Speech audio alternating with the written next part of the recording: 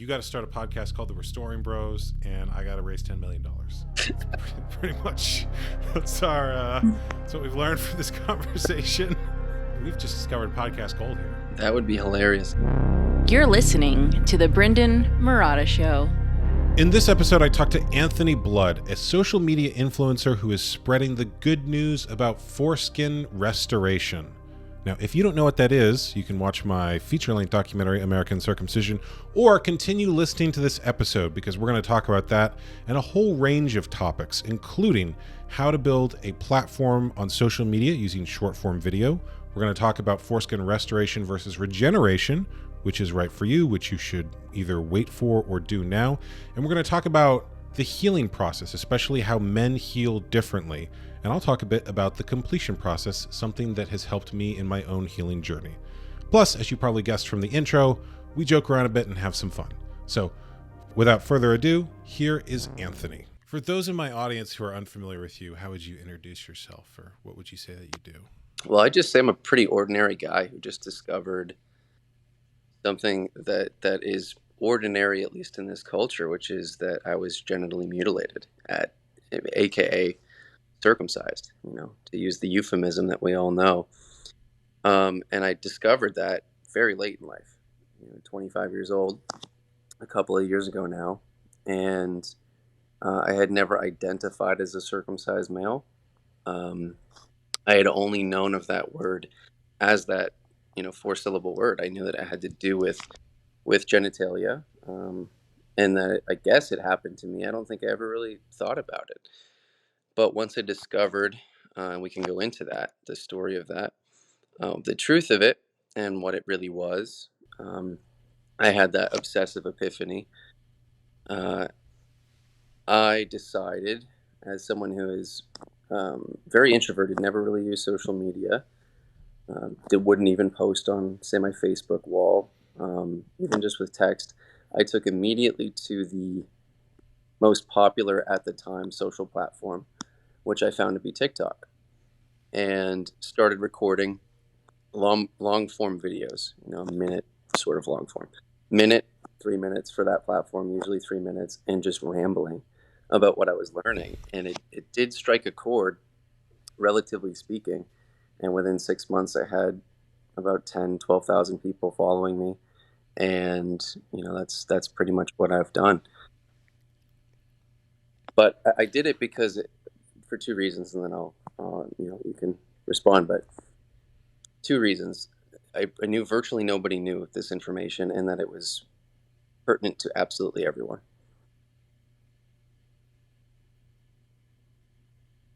And you mentioned that how is it you discovered this issue? Okay, so I discovered it randomly.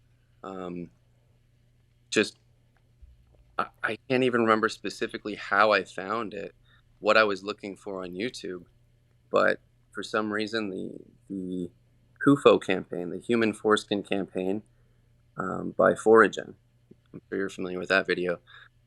Vincenzo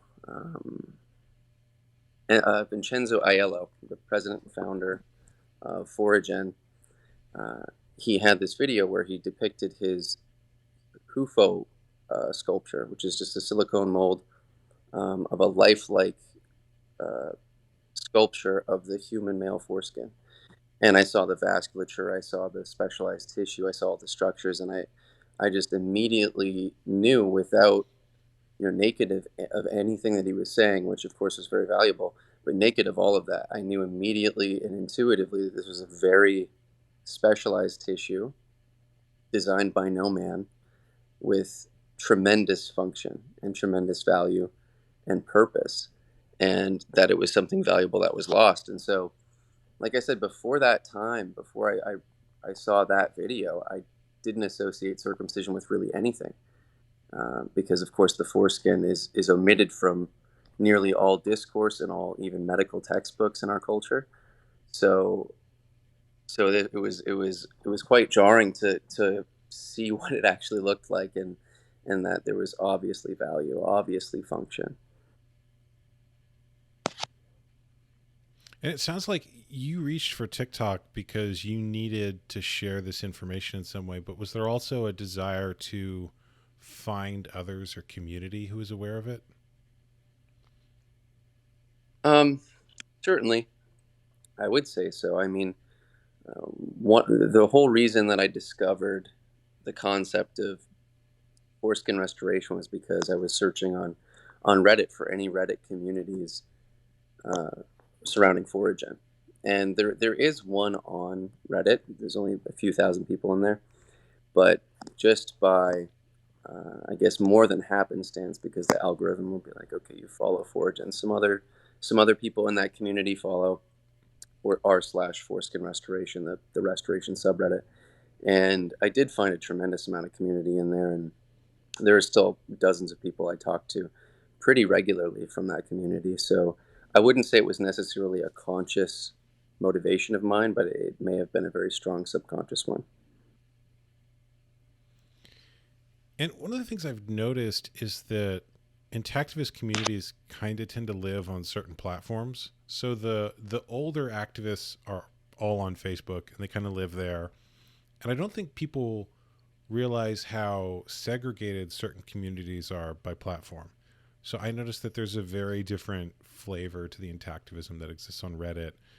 And there's a whole community on TikTok that I don't think many of the older activists are even aware of. So I would be curious to know from you what you perceive as the people you've interacted with on TikTok. What are they like? What's the energy like there? What are the interactions like there? And how is that different? Well, it depends on if you're asking about. It sounds like you're asking about the fellow creators in that environment, and I would say in TikTok it's the best. I mean, the people that are willing to show their face and give their personal experience, and even if not doing that, just advocating for something that is traumatic to many Americans, just to hear the word circumcision. It takes a pretty grounded person in integrity, and it's usually very positive. So I've had many great relationships from just communicating with fellow creators on TikTok who advocate for this issue. And of course, if you're talking about the consumer on TikTok, it's a very, very different answer there. I'm interested in both. So tell me about the audience and the general public too. Right. I mean, it goes from 0 to 100. I mean, it could be them telling you that it's a wonderful thing that most males in our country, a significant level of our sensation ablated and destroyed at birth, because men are the primary perpetrators of sexual assault, sexual violence, and they say that in a lot less, I guess, a lot more curt terms than I just put. Very aggressive, and it does often get that bad. I mean, that's not a rarity by any means.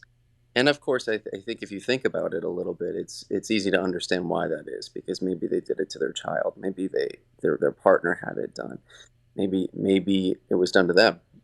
So it's quite obvious that that's a kind of a defense mechanism. But it could be very positive. I mean, there are a lot of people, especially in other cultures, that see this content and support it wholeheartedly.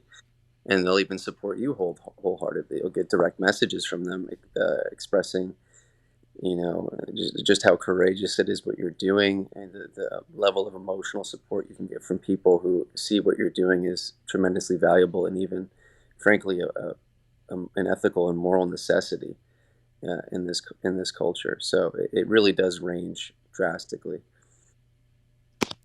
Hearing you describe it, it sounds a lot closer to street activism than social media activism, because you're putting your face out there and talking to people. And it's the interactions you're describing sound a lot closer to the interactions I've heard of activists having when they go into a protest and they're just talking to people on the street. Because TikTok will go across the feed of everyone, and it gets pushed to people who interact with it, and the people who interact are either going to be supportive or emotionally reactive to the content in some way. Yeah, I would definitely say that there's something missing when you're advocating online in the sense that the person's physical energy is absent from the situation, as is yours. I've protested with the Bloodstained Man a couple of times, and it is quite different. But you very seldom get people really coming up to you and saying something. I think in both of those times that I did protest with them in person, I'm not sure I ever really had a conversation with anyone. So for me, it was more just a matter of accessibility. And in the beginning stages, and even up until now, most of what I do in terms of the form of my video is just reply to comments. So it's kind of like you're having a mini conversation with people, and you'll often go back and forth and reply to each other's comments. And it's like you're speaking directly to one person while everyone else listens, kind of like this, but in a much more chopped up version. But I still think that there's something that's naked from that, or absent from that situation, where their energy, because it's a lot more difficult to talk about this face to face with somebody. It just is. Might seem like kind of ineffable, but there's an energy that's absent when you're not physically in front of a person. I guess it could just be, if we want to talk about it like evolutionarily, there's no threat of violence. There's no threat of direct violence. Yeah. It also sounds like, because I'm an introvert as well, there's an advantage there where you don't get the emotional drain that sometimes comes from intense social interaction, but you still get to put your energy out there in an emotional, connected way. Absolutely. Yeah, absolutely.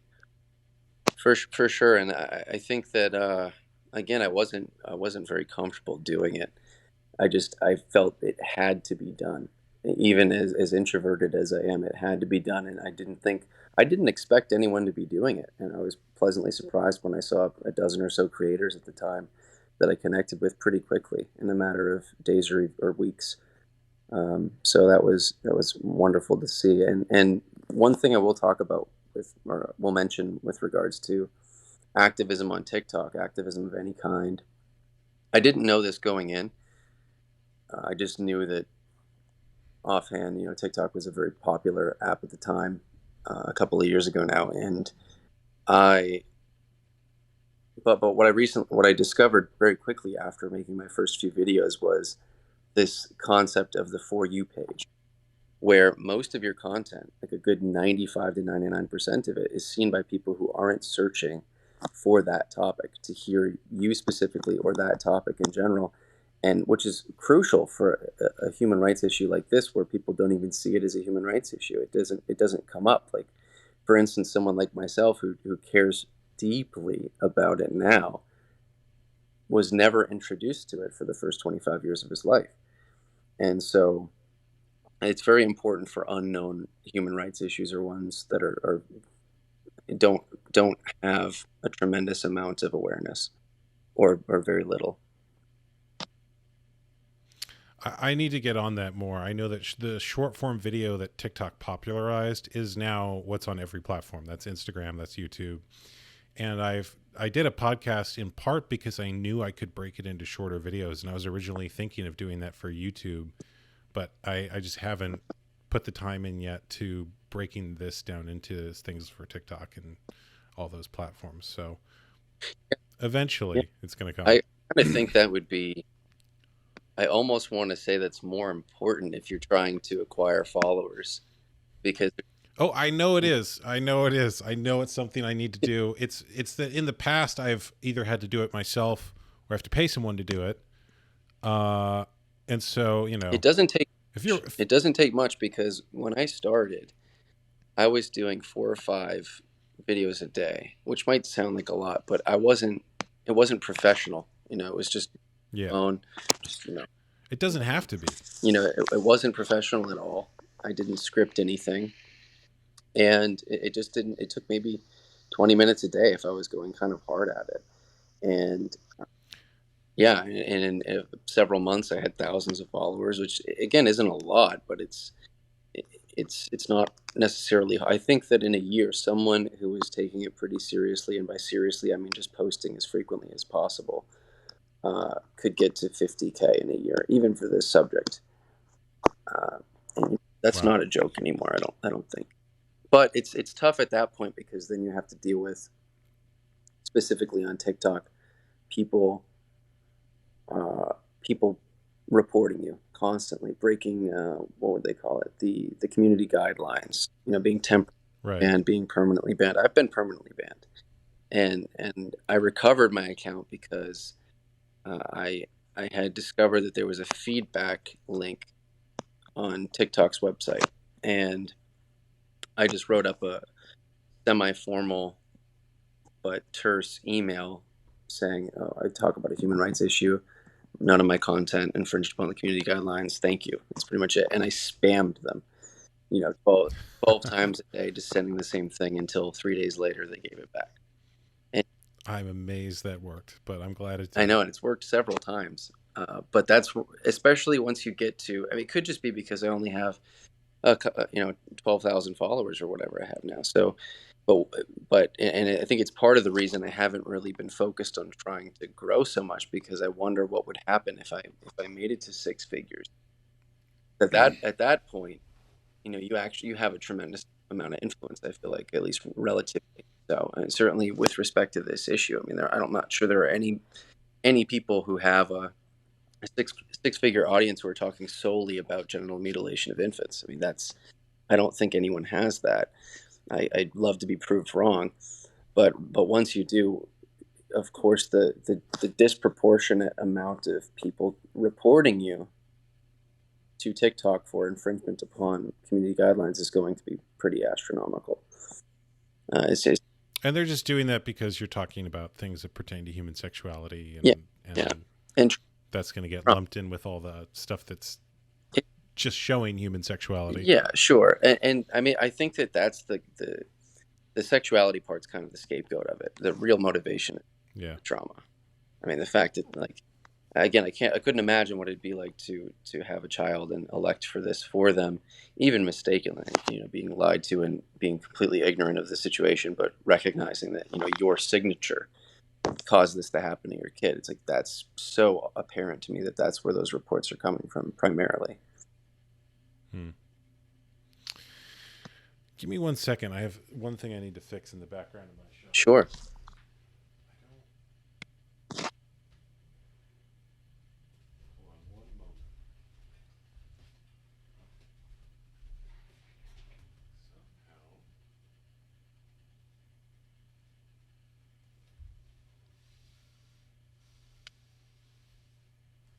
All right.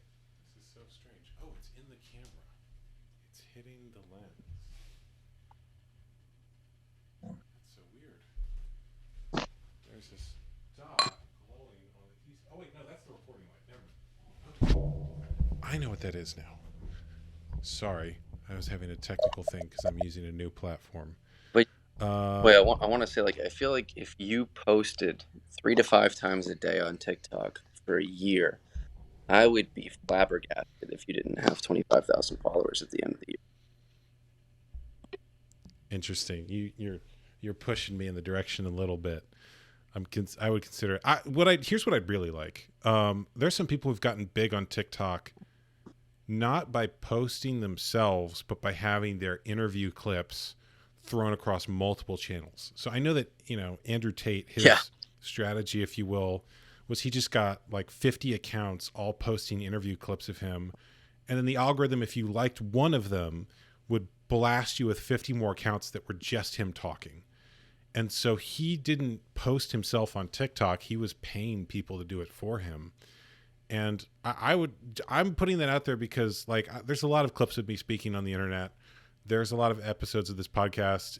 You have my permission to go and post them all over the internet. If you want to build yourself a 50,000 person account on the back of my content, right, I'm fine with it, as long as you're posting the good clips, So part of the reason I'm creating a long tail of content is so that I can do that. And it's also the reason that I have guests on multiple issues, not just because I'm interested in multiple issues, but I figure that someone who's interested in the history of human rights or the school system or the subjects like natural birth, they're going to be interested in this too.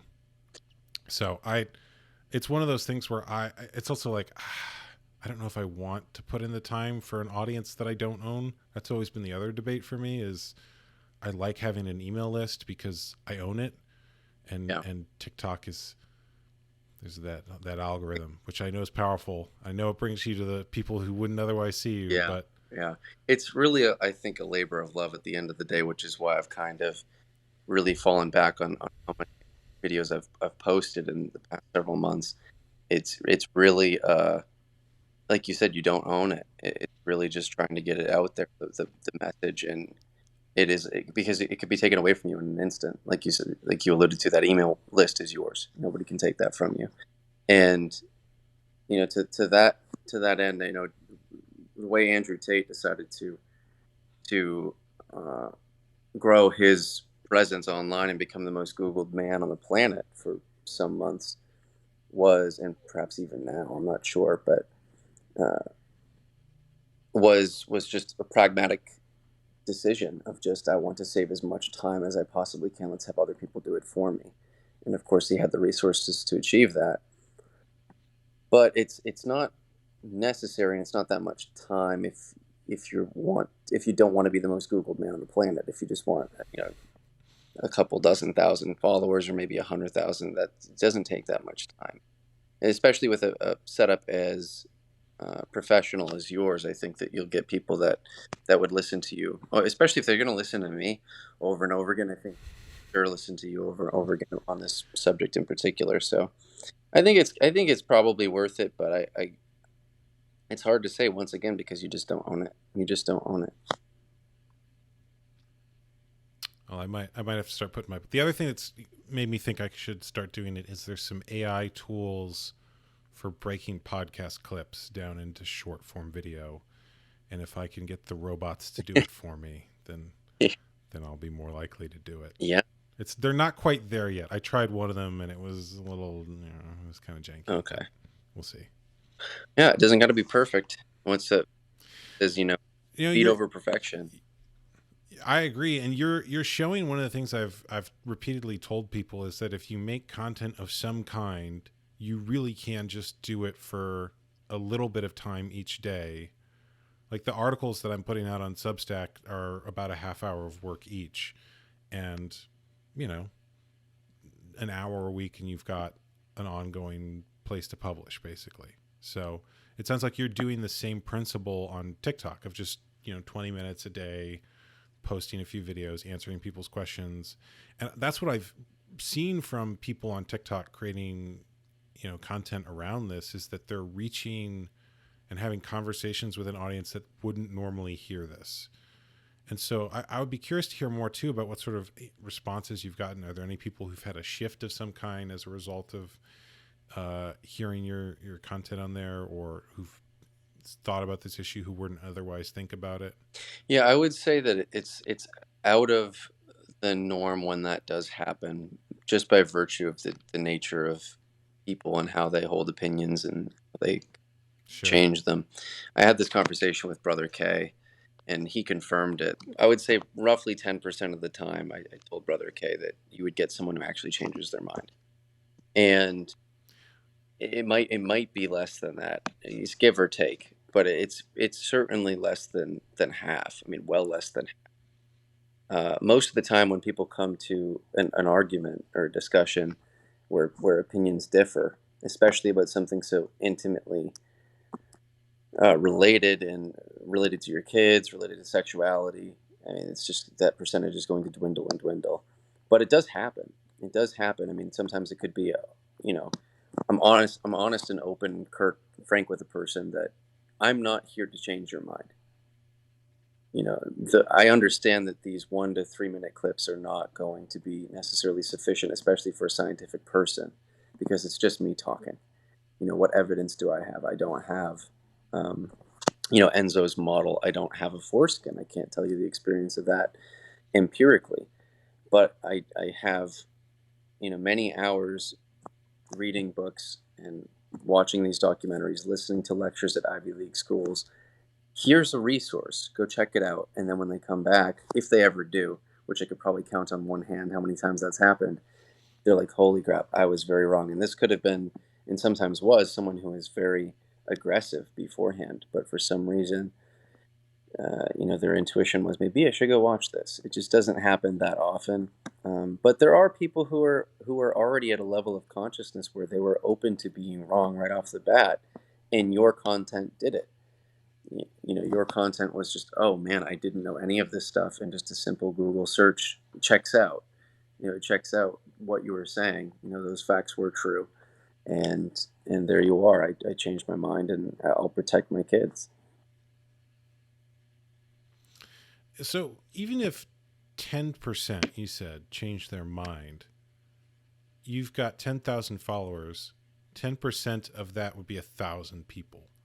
And I think that is something that gets lost when talking about reaching people through media is, like most people don't change their mind. But if only a small percent change their mind and the content has a large enough reach, those are big numbers. Yeah, and that's just the followers. I mean, that's not people who decided not to follow me and just went on with their day, and which is probably most of the people whose minds have been changed, people who didn't want to continue listening to the guy saying, don't cut baby dick.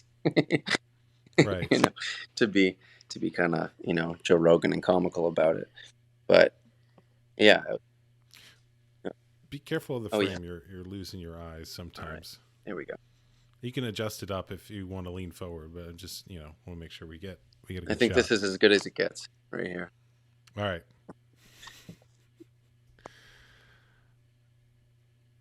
So what else? So you've been reaching people through TikTok. What else have you been doing or discovered on your own journey with this issue?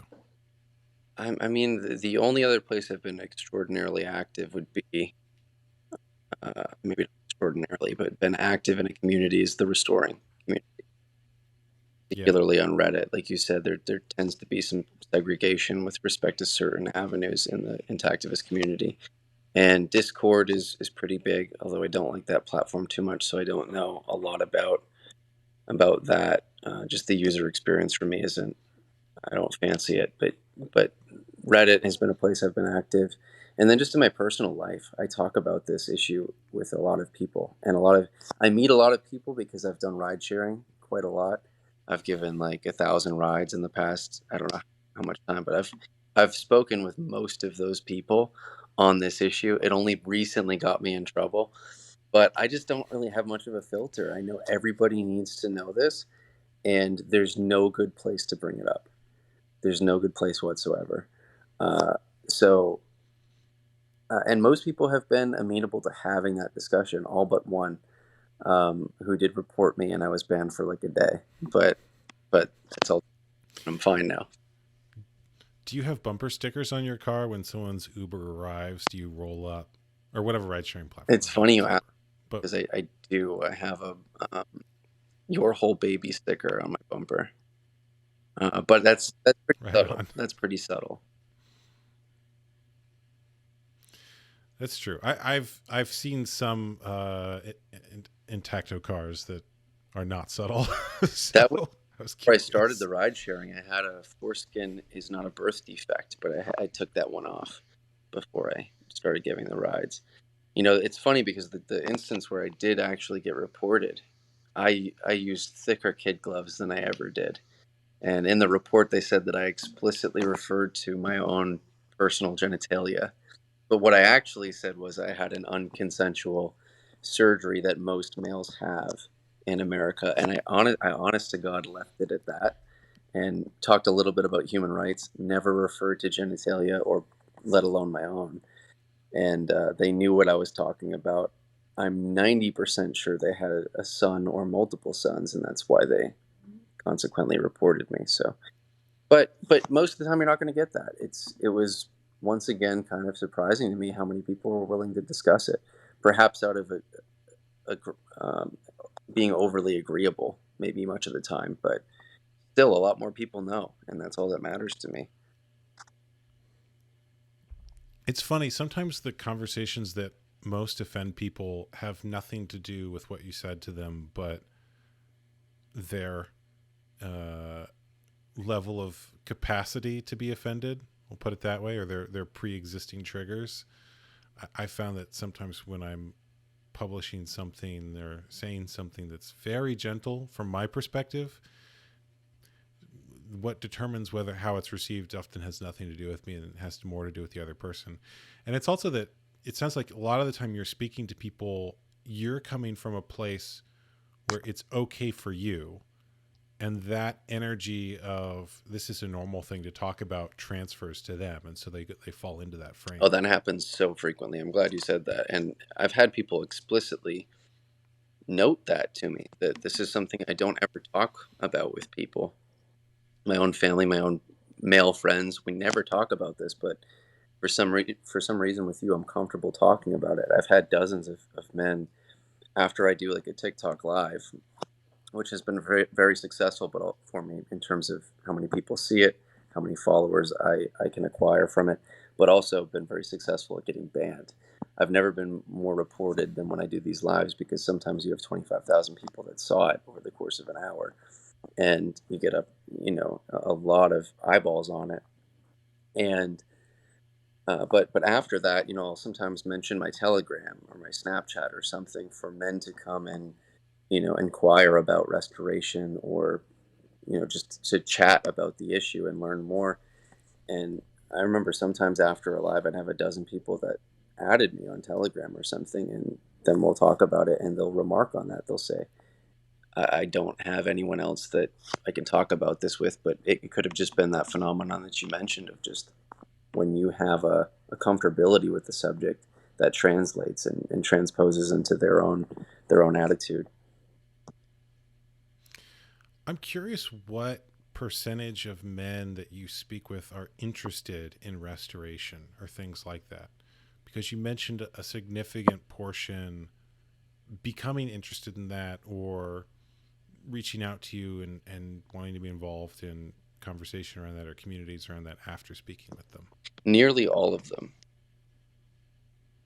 Interesting. So once someone becomes aware of the issue, their next question is, okay, well, what can I do about it? How can I solve this for myself? Absolutely. Nearly all of them. And in part because they just don't know that restoration isn't, because they strike me as kind of gung-ho about it. What can I do about it? But they don't know the specific anatomical features of the foreskin, just how specialized it is, and just how incomplete the ancient structuring technique of foreskin restoration actually is. That's not to say you shouldn't do it. There's tremendous benefit to it relative to being circumcised. But it is still incomplete, and it is, as I've heard before, and I kind of liked this, and this, again, isn't like it doesn't mean you shouldn't do it, but it is kind of the Wild West of body modification, which is also kind of ironic, because we're just restoring something that we were born with, that every male is born with and has been born with for tens of millions of years if we extend back to our mammalian ancestors. So it's even though it is kind of the Wild West of body modification, it's just because it's such a sensitive part of our anatomy. It's something that hasn't been scientifically discovered. It's not popular. It's not, quote, normal by any means in most people's eyes. But ironically, we're not trying to augment ourselves. We're trying to put back something that was lost, which of course we can't actually do. I mean, is it the Wild West, though? Because at this point, there have been tens of thousands of people who've done it. Yeah. There's organizations dedicated to it. There's a subreddit. Yeah, I mean, it's certainly more established than various other body modifications that people are interested in. For sure. I would just think about how many people probably have gauges. It's probably millions. Yeah. I think Ron Lau, who I know you probably interviewed for Americans. He's in the documentary. Yeah. I think he said something like 250,000 men worldwide, he assumes. Now, let's say even if it was double that, even if it was 500,000, there's a lot more people getting piercings and gauges and, probably breast augmentation and all that sort of thing. It's still more than the various transhumanist things people are interested in. So it's still more than people who've had like a computer chip implanted or interested in Neuralink or are wanting to do, various other like gene therapy. It's more than that. I mean, these are things that people are talking about just as possibilities now. And I remember when I was growing up, I read a book by someone who'd gotten a computer chip attached to their nervous system that allowed them to interface with certain things. And this was like a brand new thing that people were talking about. So that is what I would consider the Wild Wild West. Or there's a documentary I saw where someone injected something that was supposed to alter their DNA. Like that's something where, people are doing stuff and No, I agree with you. I agree with you in actuality. Like in reality, you're right. That is the Wild West, because God only knows what's going to happen. We know what's going to happen if you cover your glands. It's most likely going to decarotinize and become mucosal again. You won't have the same kind of sensation you otherwise should have had, and we can talk a little bit about how much you may or may not have, because I feel like I have a pretty good concept of that, although it's certainly by no means objective or scientific. It just hasn't been studied.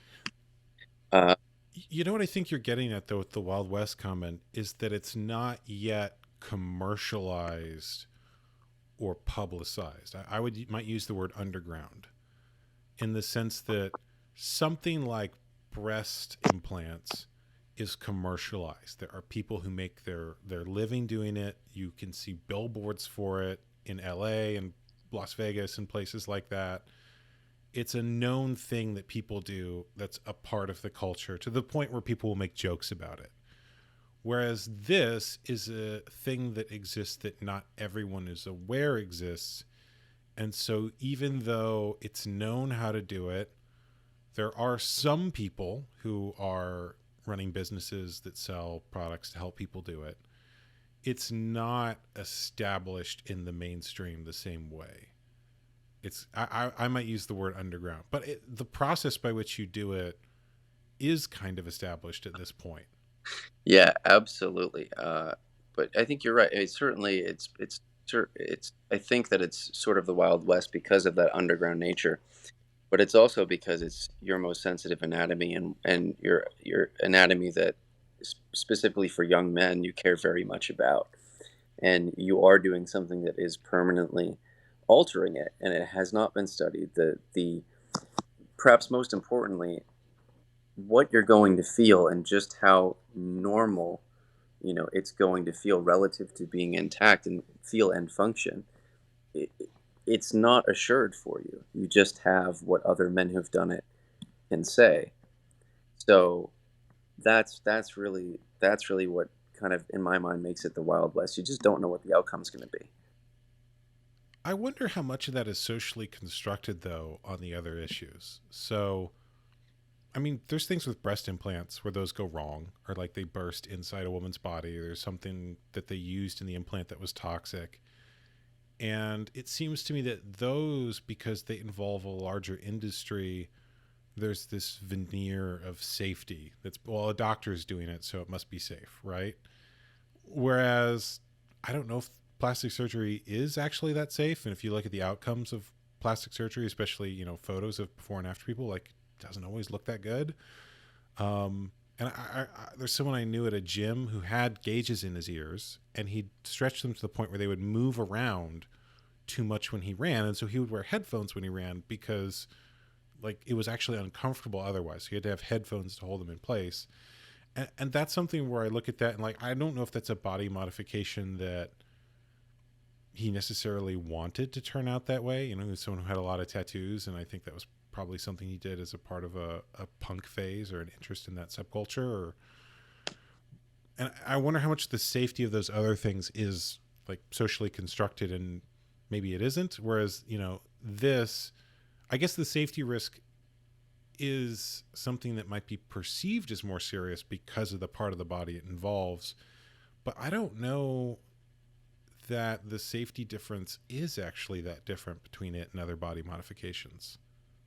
I want to say it's safer. I just haven't heard of that many anecdotes of people injuring themselves, and more often, I haven't more either. often than not, it's going to be with, I would imagine, with device use, because it's not just this is an assumption. I don't have data for this, or even just very powerful anecdotes that I can rattle off the top of my head. But I just imagine if you're using something other than your own hands for a tensioning system, for the force that you're putting on, you're exerting upon the tissue that you want to expand through mitosis, you don't have that direct feedback from your own body. You're not the one doing it.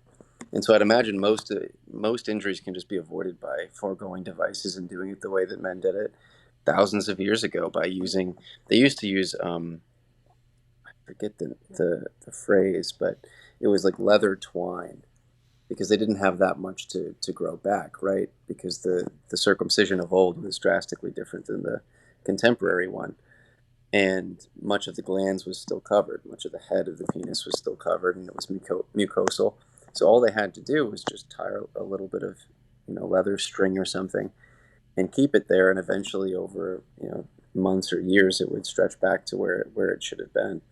And so I kind of think that is the way to go. Keep it as simple as possible for those reasons, in part for risk mitigation, but for other reasons as well, which of course we can discuss if you wish. Well, I'm curious what sort of decision-making process people go through around that, because restoration is a multi-year process based on everyone I've spoken to about it. Some people are able to do it quicker if they commit and they're young and healthy. There's also the possibility of some future technology allowing for a more complete regeneration. So there's talk of things like stem cells or gene. I've seen a lot of headlines too that say, oh, if you can make it another 30 years, then you'll live to 150. But the future is unknown. So I'm hopeful for that, but who knows?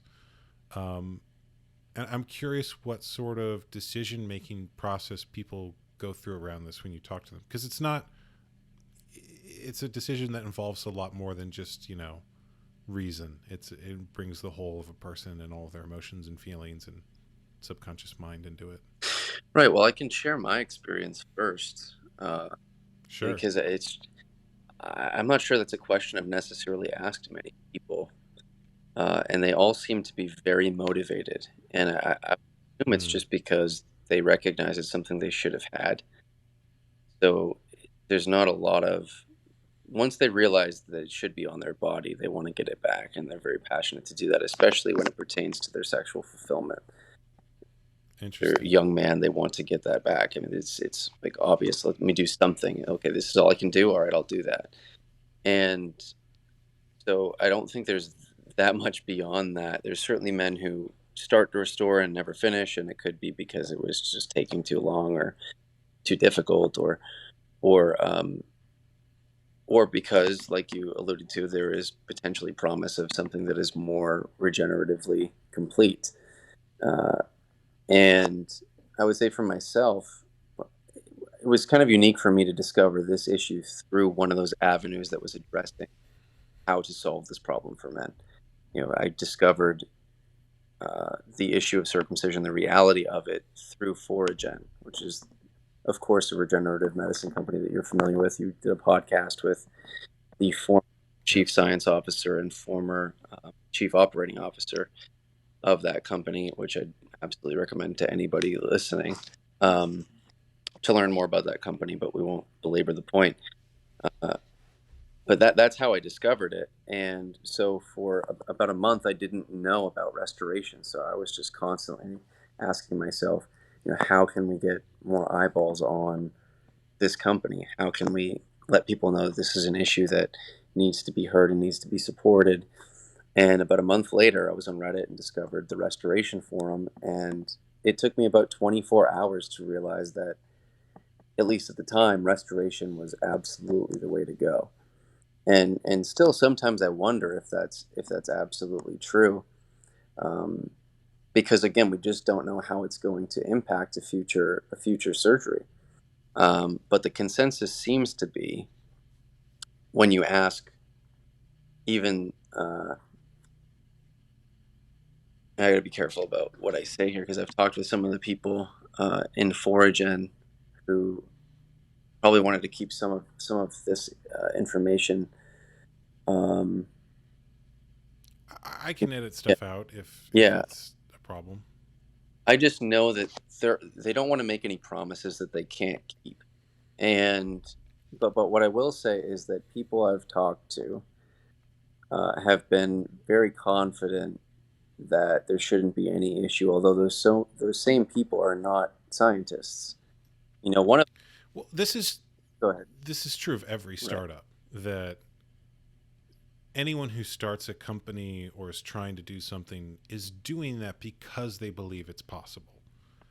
Yet they are trying to do something that's never been done, and anytime you do that, there are unforeseen challenges.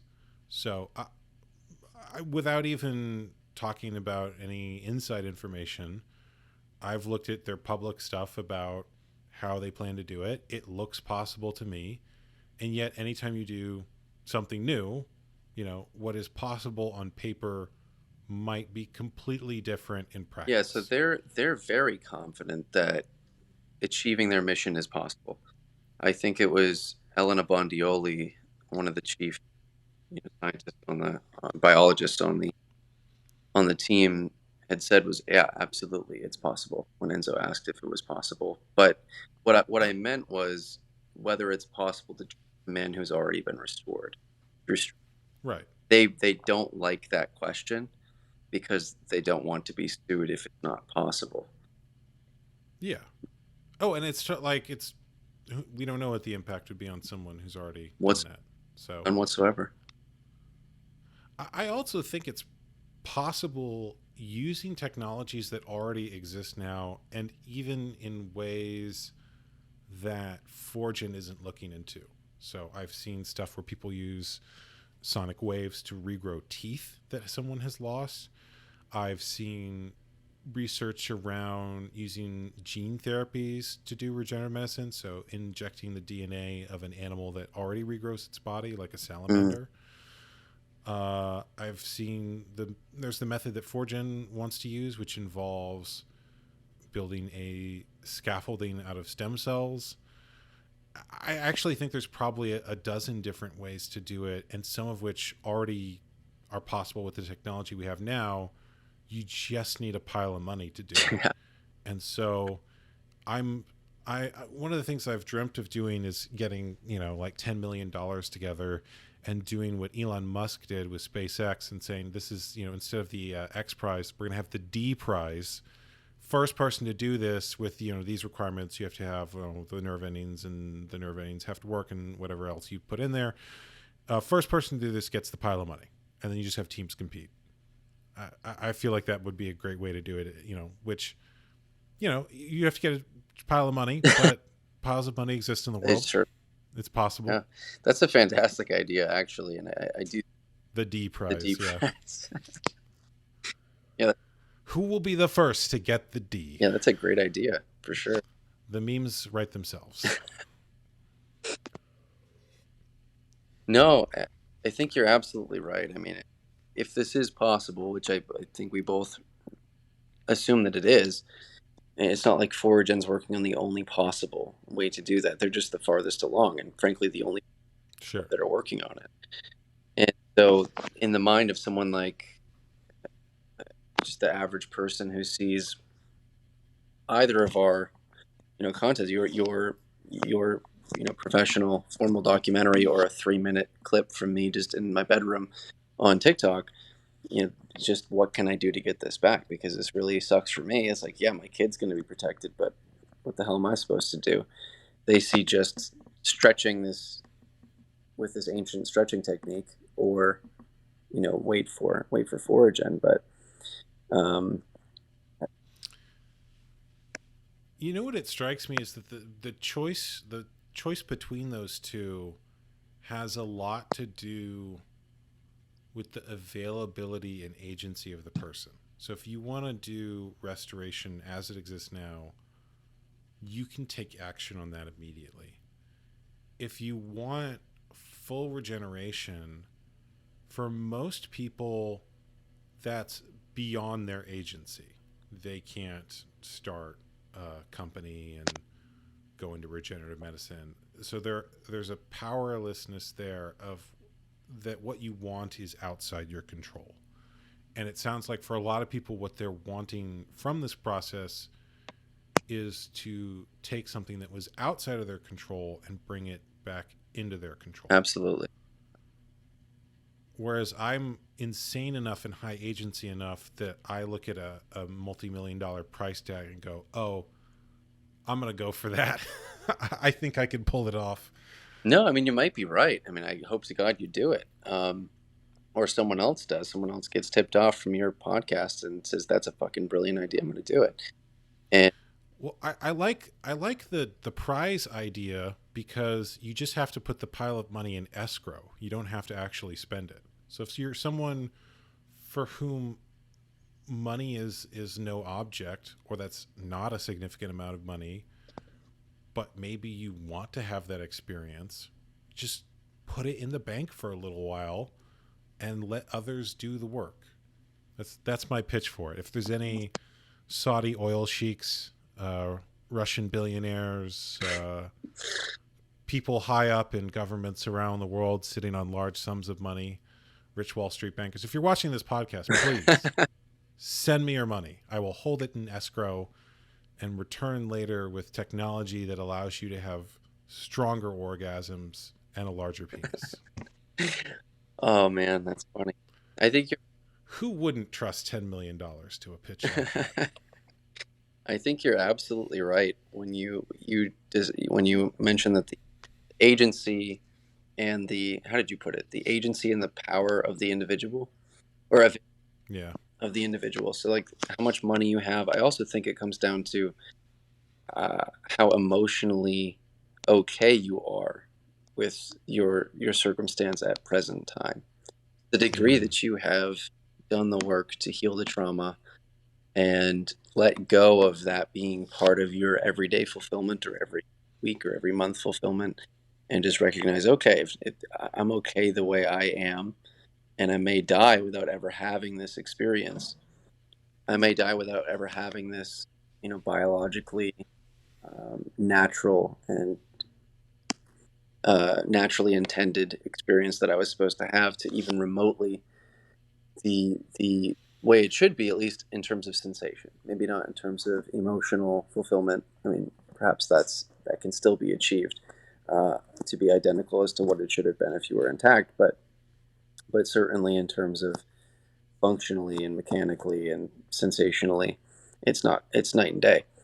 And so people who haven't overcome that, and this is part of the reason I wanted to discuss this with you, because it seems as though, at least outside looking in, that you've done a great deal of that work. Yeah, I think that when I first started working on my film, that was a big part of the action I was taking. And it sounds like if someone needs change from the state that they're in, they might need it now and not later. And if they're emotionally okay with where they are, then they can have a longer time horizon. And so it sounds like a lot of the people coming to you or talking about restoration with you just found out about this issue. They haven't done any emotional integration around it yet. It's very raw for them. And this is part of their process for that. Yeah, and it's not necessarily going to achieve that result, I don't think. You're not going to find full peace by restoring through stretching your remnant foreskin. Now, I know that's a kind of a general statement, but I think it to be generally true, because it's not going to recover everything, and someday you're going to discover that, more likely than not. And so there will still be some kind of victimhood or gripe to attach yourself to emotionally or mentally, that you still need to do some kind of emotional or psychological work to overcome and let go of. And so certainly it just comes down to, fundamentally, restoration is a physical solution to potentially a psychological problem, in the sense of we're trying to find some kind of power through doing this and overcoming a problem that we were at one point in time powerless over happening to us. And the answer is actually a psychological solution. Even in the event of Foragen or some other surgery, it's still not necessarily going to heal the psychological trauma, because it's much more than just the loss of function and sensation. Although that is a major fear that humans have, the thing that we fear the most, I think, is the loss of the capacity to experience. Of course, in absolute form, that's death itself. But the next closest thing might be the loss of capacity to experience sexual pleasure, and so, or intimacy or love connection with another person physically. And so it does prey upon our deepest fear, but there's something extra to being cut upon when you first enter the world. You're a fresh human being, and you're supposed to be bonding with your mother, and instead you're strapped to a board. And there's something extra there psychologically that's beyond just losing this structure, that I do think needs to be healed, whether or not we get it back instantaneously. You just dropped one of the most interesting psychological, philosophical insights I've ever heard, which is that the loss of experience is death. That death is when you can't experience new things. And so losing the ability to experience some things is a little bit of death. Oh, it is a death. It is certainly a death. And I'm not saying that experience doesn't end there. It certainly does for our idea of ourselves. Anthony's not going to be here after his stops. And so, but it is a mini death. I mean, it's for sure a mini death when a part dies. I mean, if in the sense that, like, you lose a leg, or maybe you lose some part of your body that is no longer functional, it's a death of that function and of that experience. But that's a really transformative philosophical insight. It explains why when a child dies, it's so much more tragic than when an old person dies, because the child has more capacity for new experiences. And it means that if someone is closing themselves off to new experiences, there's a way in which they're saying no to life. Like, there's so many interesting other things that you can get from that one insight. And so removing the capacity for someone to experience something is, in a way, like it's like a small death. And what it strikes me is that it also means that if you can have a healing of some kind, you're actually having even more life, because you've had the experience of loss and you've had the experience of the opposite perspective. Exactly. And I mean, I think, philosophically, like, that's part of the reason that people on a spiritual level opt to experience negative experiences, is so that they can have both experiences, have multiple perspectives. Yeah, I think Alan Watts talked about that a lot, the English American philosopher, that you wouldn't know soft if you didn't know hard, just to make it as basic as possible. On that end, people that are, and men that are intact, that have had their foreskin from birth and had it through sexual maturity, they often take it for granted. Not all of them, of course, but they often do. And meanwhile, once there's the first man who's regenerated, who lived his entire life sexually diminished and dysfunctional, will be eternally grateful for it. And so it's just a matter of perspective. But I think that the fear of the loss of the capacity to experience, I focus in large part on the fear there. That's why there's so much trauma around this issue. Why there's so much denial, anger. There's the stages of grief, because you're grieving something that is kind of a death, that is a loss, and often for another person, not yourself. Even if it happened to you, it's kind of a loss for your partner as well. And if it was your parent, it's a loss for your child. Like, God forbid. By the way, I'm curious, have you done any emotional healing work around this issue in some way? I wouldn't say specifically. I've definitely. I think the one thing I've tried to do is just psychologically try to surrender to whatever I'm feeling, and not try to push it away. I wouldn't say I'm even remotely perfect in that. I would say it's a mustard seed of faith I have when I try to do that. So, maybe 10%, 5% of the time I'm doing that.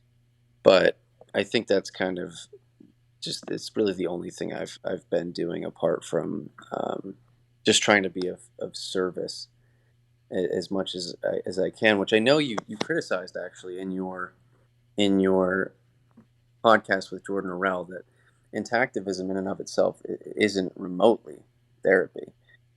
It isn't remotely your own trauma healing or shadow work or whatever you want to call it. But yeah, I wouldn't say I've done a tremendous amount of work on it. I just, at this point, I try to not push away any of the negative emotion that I feel around it. I want to update that criticism a little bit, because I feel like there is a way that people do activism as a way to push the feeling away. In other words, if I can convince everyone else to have a different perspective on this issue, then I don't have to be with the feeling that comes from being around people who are advocating for this awful thing, right? And there is also a way of doing activism where you really are being with someone else's different perspective. And what strikes me about what you're doing, especially with the stuff on TikTok, is that you are very present with people who maybe don't want to be present with you. Yeah. Or what you're certainly saying. By no means am I perfect with that. I've had some aggressive. No one is. But I would with that statement, but you did say something just now that struck a chord with me, and it's also kind of insane that we believe this, that we can change the opinion of everybody. And then we can be comfortable and relax, and okay, everyone agrees with me, and there's no evil in the world anymore. No, that's never going to happen. And so you have to focus on being okay with that reality, which is another death yet again, just the death of the idea that everyone's going to be on the same page about relation, which happens. It's not achievable. It's not rational. That's interesting that you're letting go of the idea that you might experience this person changing their mind. Yeah. And being present with the mind that's in front of you, right. which is unchanging. Right. Yeah, and it is infuriating, though. It is infuriating when people can't see the so obvious fact. It's just so obvious. The only way to there's a way which they're saying no to a new experience too. Oh, yeah. They're saying no to the experience of having their mind changed or learning new information of like, I'm good where I am right here. Don't try to move me. Yeah, it's just, I don't want to grow. It's saying no to chaos. I think it was. Well, hold on. Why the word chaos? I think it was. I mean, I'm borrowing from JBP, from Dr. Peterson, when he said that most people say no to something new that they could learn because they don't believe that they could accept or tolerate the chaos. They don't believe they could even really survive the chaos of learning that new ugly truth. And I put that dreadfully when I paraphrase. I think I got the point across. I like that. I love chaos. I'm trying to invite a little bit more chaos into the world. Well, maybe you can if you round up that $10 million. Yeah, that would create a lot of chaos, actually. Think of the chaos I could cause with more money. That would be beautiful. Motivation. I hope you get it done. Well, it exists.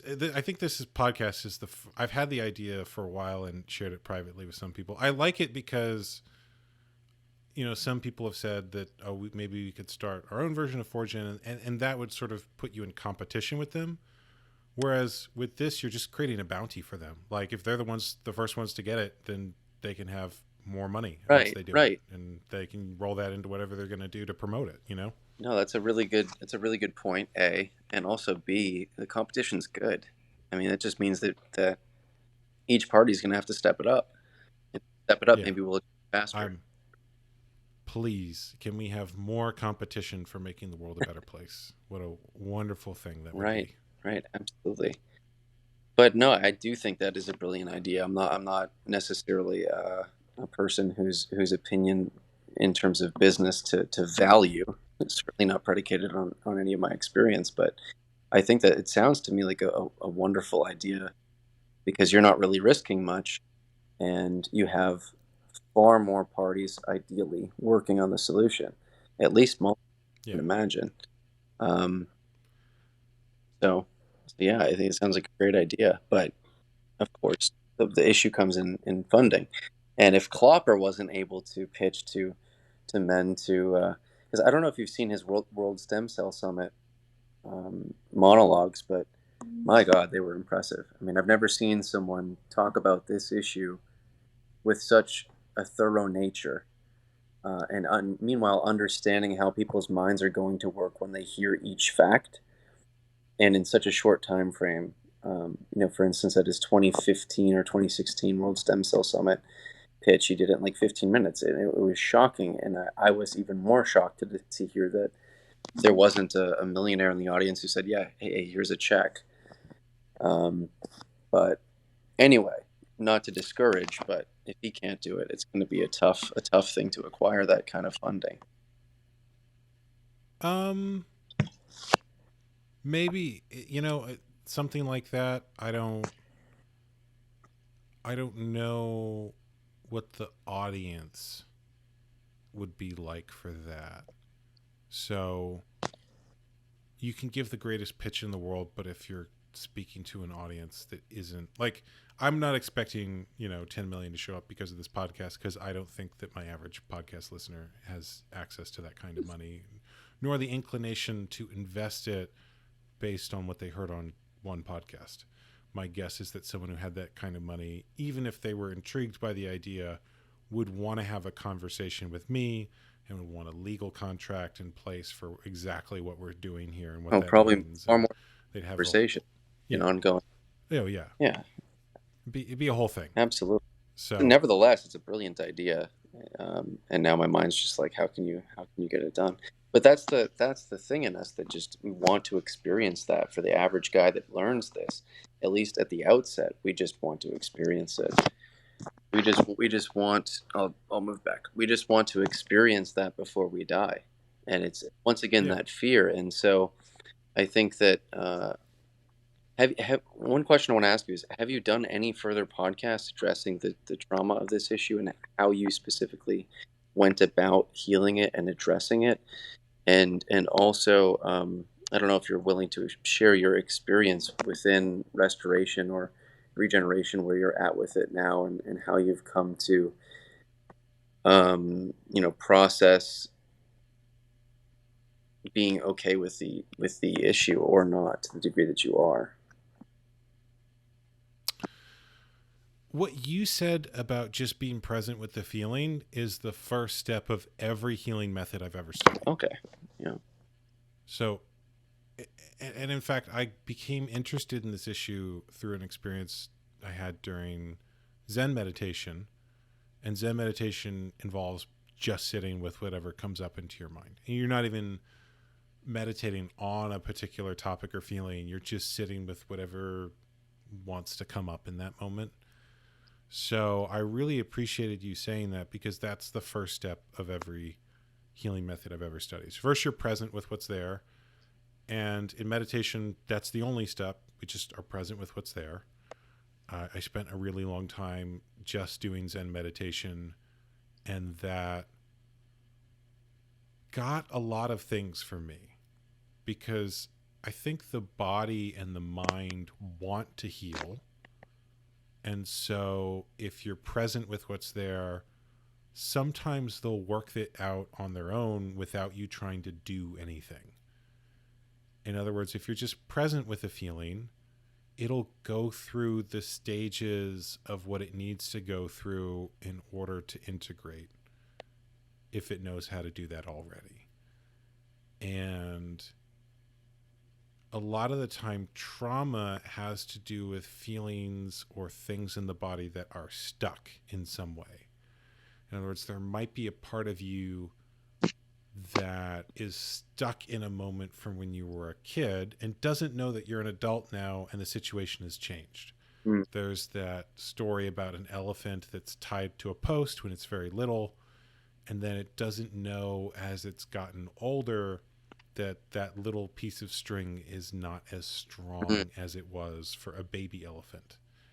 And I've had a similar experience where there's a lot of things where, I can't do that. Well, why can't I do that? Oh, because I was in a situation growing up where people wouldn't let me do that. okay, well, I'm not in that situation anymore. And like once I'm present with that unconscious belief and notice it, like I don't need to do a full process of any kind. It just kind of evaporates on its own. But other things that can be helpful to do a full process around.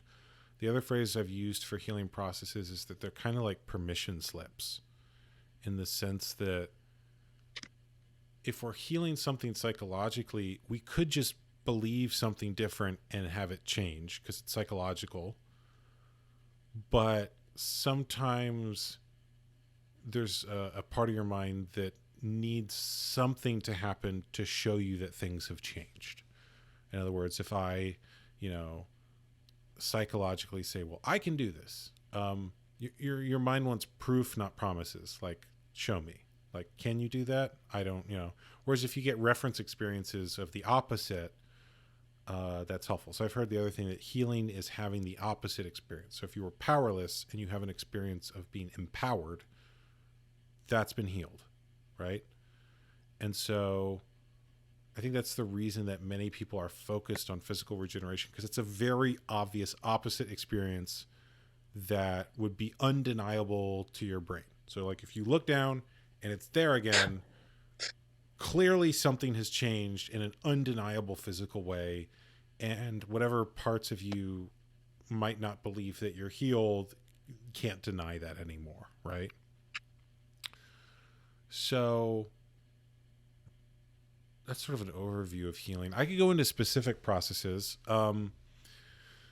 Completion process is something that's worked really well for me, but that's not geared towards this issue. That's geared towards a feeling. So you have a feeling and you are present with that feeling, and then you go towards the feeling. That's the first step. And then the other thing that's helped is somatic processes. So things where you're working with the body in some way, and just having opposite experiences. So I have a family. I have a child who's intact. Like there's something that has sort of psychologically quieted for me by bringing a child through the process of childhood in a way where they're safe in ways that I was not safe growing up. And it's very interesting to do that. I feel like I'm seeing, this is who I would have been if I hadn't had any trauma, which is a really strange experience. I could only imagine. He's great. I love him. He's the best. And does that, does that then give you permission slips to do similar things? Like, or recognize that you maybe had more, maybe even have that power now, and it was just, you were that elephant with the string. Does it kind of relate to that at all? Like, I feel like the biggest change has been, normally I don't curse on the podcast, but the only way I can express this is cursing. I give a lot less of a fuck. In the sense that there's a small number of things that I care about. I care that my wife is happy and safe. I care that my child is happy and safe. I do not care about anyone else's opinion or what they think of me. And to the degree that others' actions impact the things I care about, I care a little bit. But even then, I don't care a lot. And so if someone is mad at me on the internet or doesn't like what I'm doing or has a different opinion, I kind of have an attitude of like, well, what are you going to do about it? Like, my needs are dependent on those people being safe and having enough that I can stay alive. And beyond that, I really don't care. And so when someone goes off, I mean, even large problems, even things like larger conflicts in the world, I really don't care. Because like the volume on all that's turned down. There have been one or two moments where I was worried about my my son being safe, and there wasn't any danger at all. I was worried. And those were moments that, I was like very present and very aware, and like, we have to make sure he's okay. And then he was okay. And then that's it. So I think that's the biggest change. But having gone through the experiences I did around this issue, it's kind of like, well, what are you going to do? Are you going to hold me down and rip part of my body off? Like, that's already happened. So, fuck you. I'll do what I want. Right? like,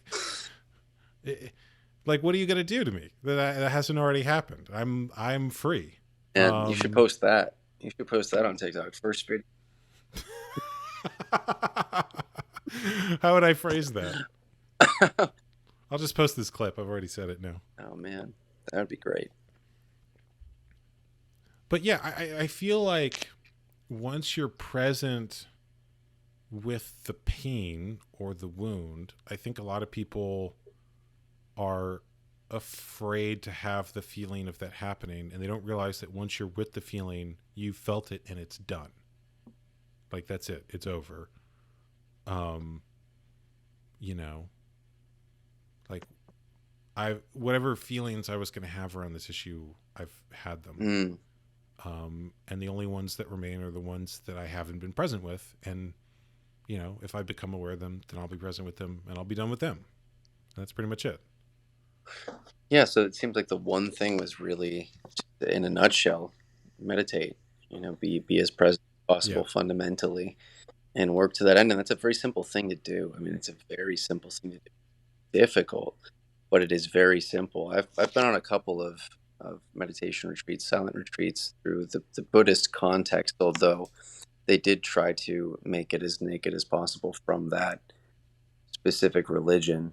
But it was Vipassana and metta meditation, which Vipassana is very, very close to Zen. I mean, it really is the breath.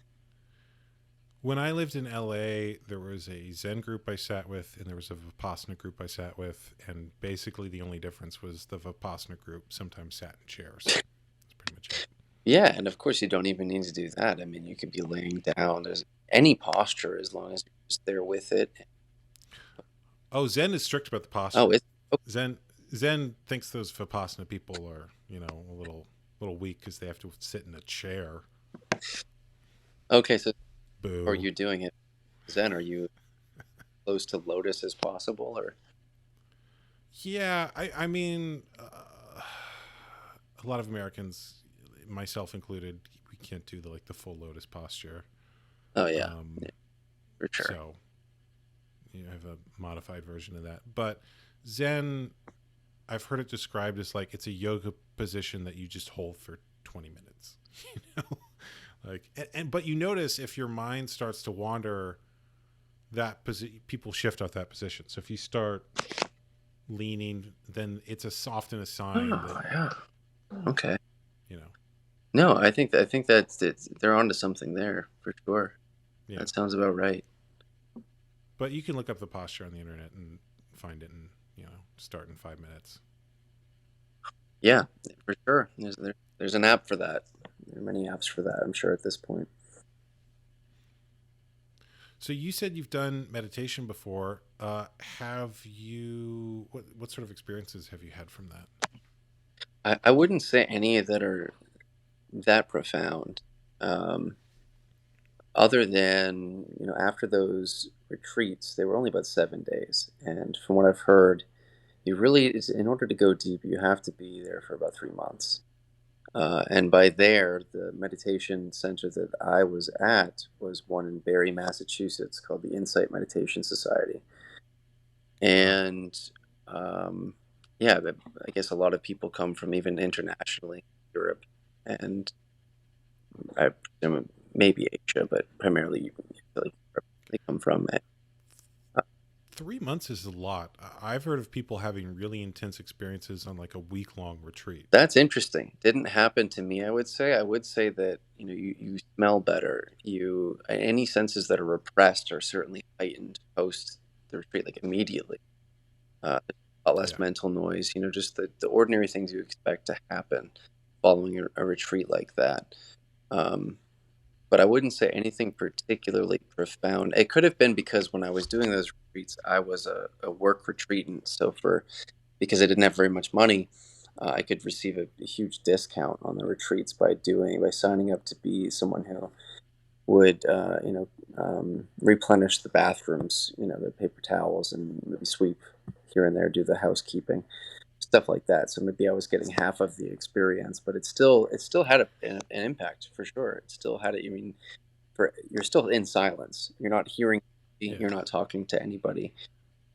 You were chopping wood and carrying water. That counts. Oh, So that's a famous phrase about meditation. really? Yeah, chop wood, carry water. It's a saying that you can doing work can be a meditation, and that also after you've done the meditation and had a deep spiritual experience, you should, the other saying I've heard around that is after the ecstasy, the laundry. Like your daily tasks of life are still important.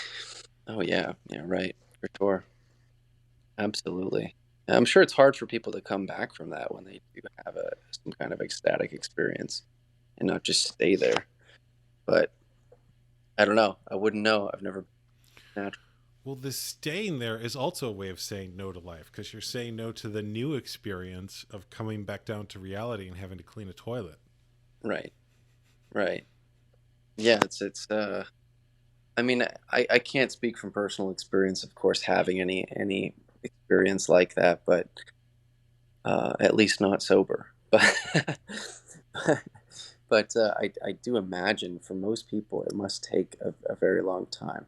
I mean, I've heard from teachers at this place that, quote unquote teachers, not to say they're not disrespect to them, but just there's not much to teach.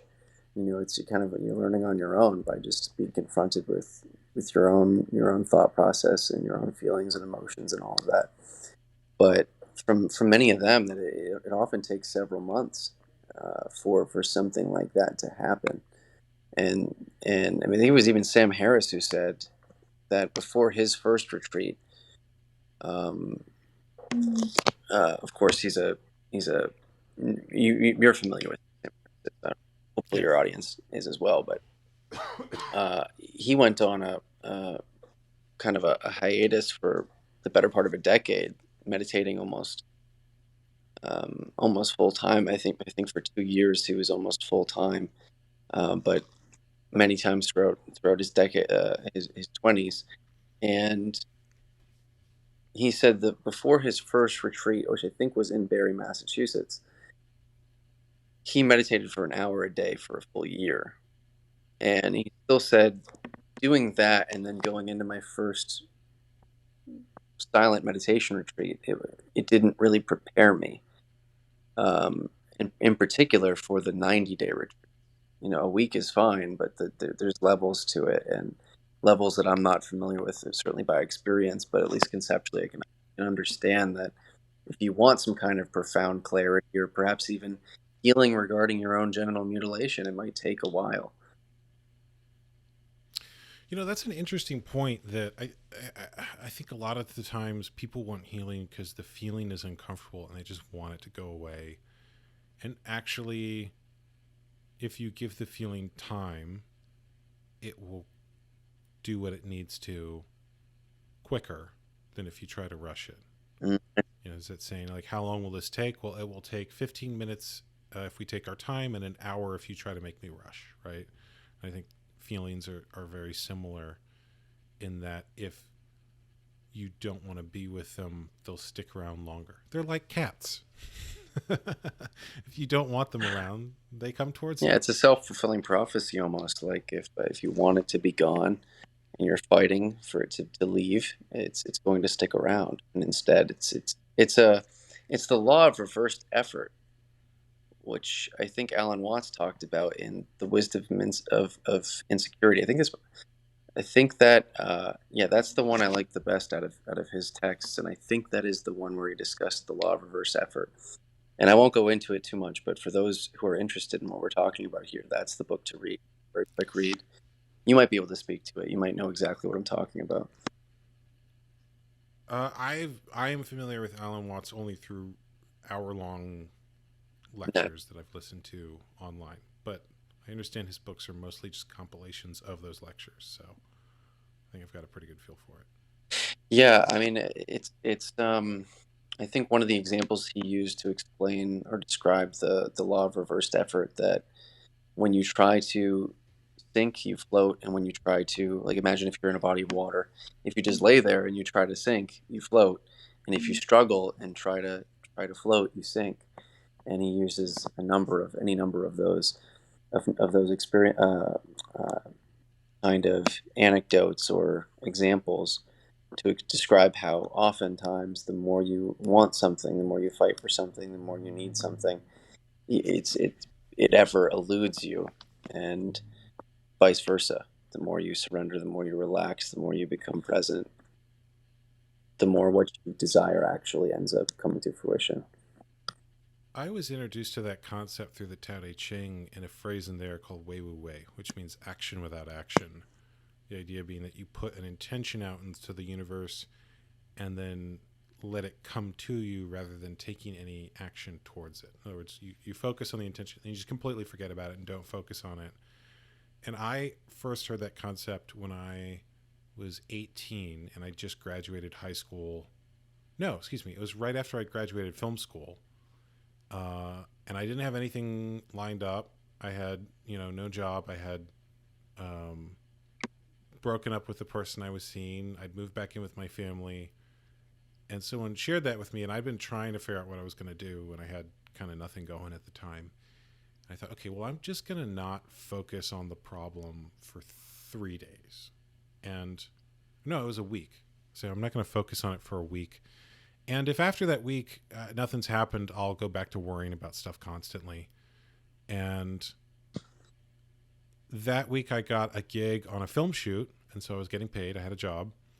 And then I got an invite from someone who I'd known from film school saying, hey, are you moving out to LA because I need an editor?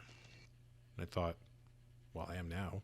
And then, the trip out to LA, everything basically lined up. I had people to stay with the whole way, and it worked out.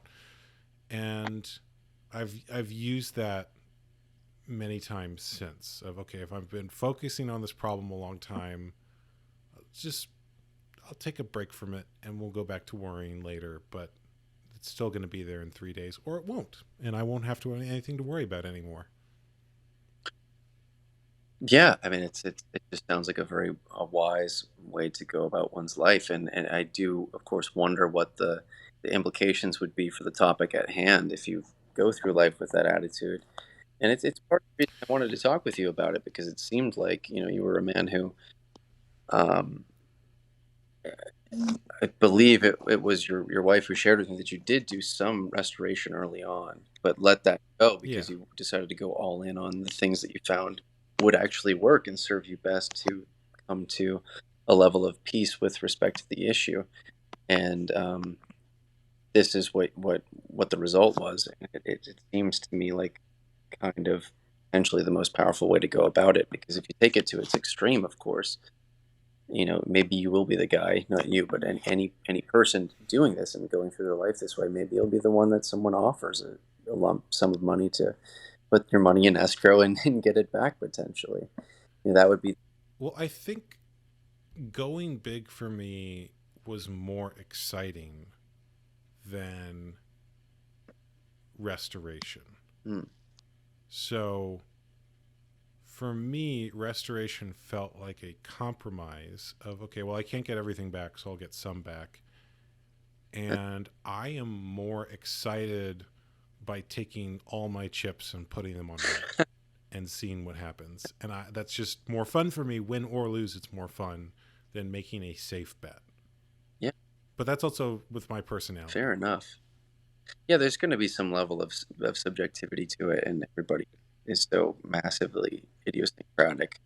Although I think we are more similar than we are different, but in terms of our skills and our personalities, and we're very different in the way we're going to decide whether or not to rely upon it. I feel. Go ahead. I lost you there for a second. What were you saying? Did you?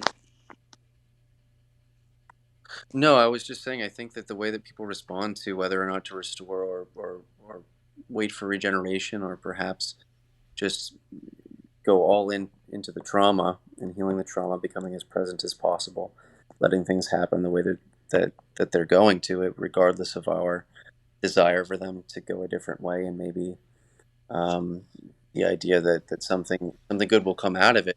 Something good is exactly what we wanted.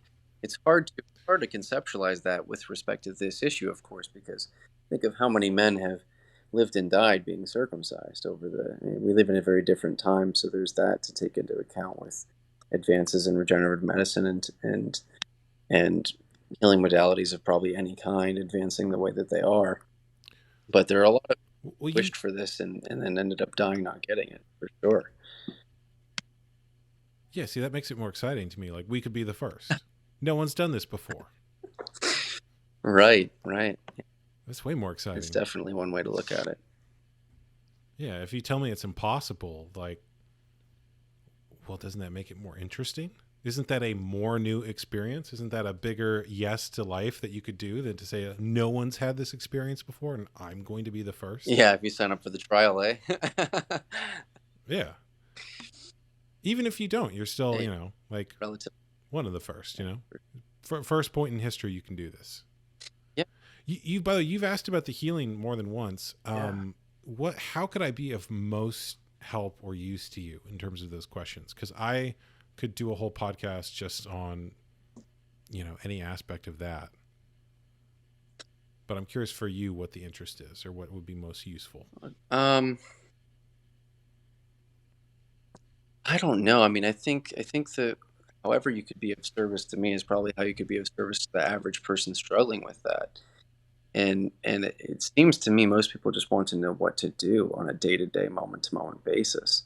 Just a pragmatic kind of instructional on what to do. You know, what resource helped you the most? I know you said that the completion process was one of them. Another meditation. Okay, how do you do those? X, Y. You know, so that's really it. Meditation, you can look up the posture for Zen meditation online and start in like 5 minutes. Meditation is the most boring thing in the world. You sit and stare at a wall and do nothing, and you're present with whatever's there. That's basically it. Set a timer for 15 minutes, and once you have done that, set a timer for a half hour, and then you can work your way up, or you can just go all in on a meditation retreat. Whatever, it all works. I know there's a trend to detach meditation from spiritual traditions through things like mindfulness, but I think that a lot of the things that exist in those traditions are useful and there for a reason. So I find that people who want to introduce meditation as mindfulness don't know how to handle someone having a really big breakthrough or having something traumatic come up in meditation, whereas existing spiritual traditions who've dealt with that for a long time have a way to handle that and have some idea as to how to respond to that, whereas someone who's like doing mindfulness in a corporate setting doesn't necessarily know. So I think there is a lot of useful ideas in Buddhism and Zen that would be good for someone doing meditation. I would also say that the stuff that comes up around this issue is not separate from the rest of life. So I think there's a tendency in activist circles to like compartmentalize and say like, well, this is a separate thing, but actually everything that exists on other issues, on spirituality, on business principles, on human nature, like that all still exists here. So, you know, the things that you would use to run a business are true whether or not your business is creating social change or having a breakthrough around stem cell research or any normal business, right? It's all still true. All the principles of healing are still true. Completion process has worked for me because, as the name suggests, it's about completing something. So a lot of therapy, you know, you hear about someone going in to work on their childhood and they're still working on the same thing 5-10 years later, and it's like I want to be done, you know. Especially we've talked about being present with it, like I know there's a sort of paradox there of like you have to be present with it, and at the same time being present with it is how it changes. So completion process you're present with a feeling, you validate it, you treat it as valid, and then you go into the root cause, whatever that is. And so when I've done that, I'm not looking for anything related to this issue. It's just like, I'm going to be present with this until I figure out where it's coming from. Like, why, what is the reason for this?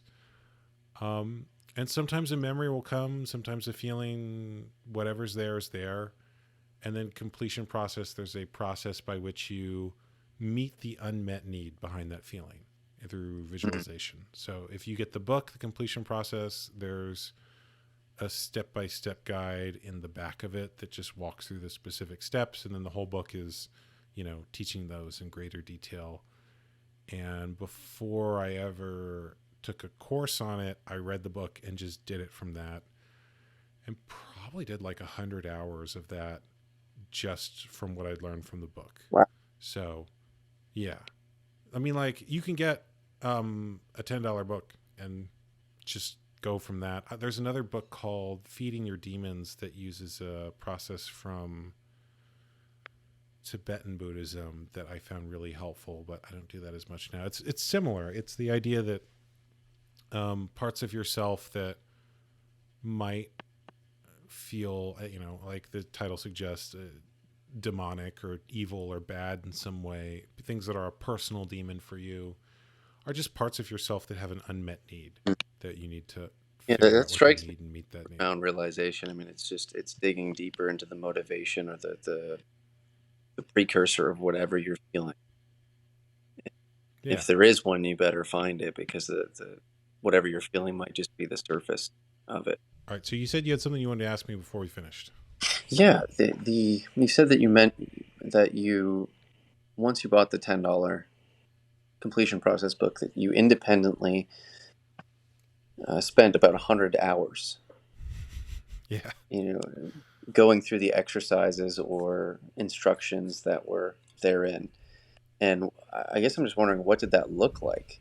Was it you sitting in a room almost kind of in a meditative kind of posture and analyzing what was coming up, or were there actual practices that you had to perhaps journal or, I was literally just sitting in a chair staring off into space for a half hour, and then I'm like, okay, I got it. So I would go, okay, sometimes I was very deliberate about something I wanted. I would go, what is the part of me that is not a match to getting this particular thing in my life that I want?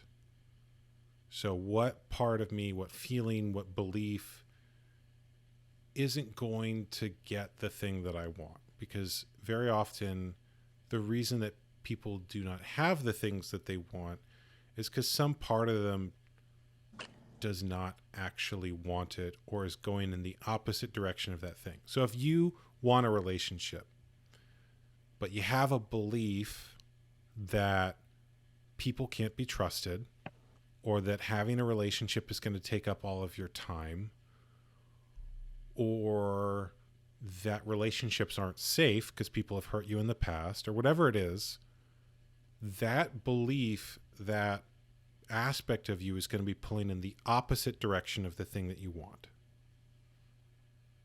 So it's easier to shift that than to try to bulldoze aspects of yourself or beliefs that you have that are going in the opposite direction of what you want.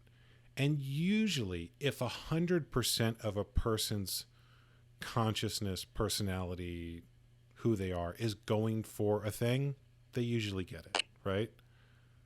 If you're 100%, I am determined to do this, usually it works out.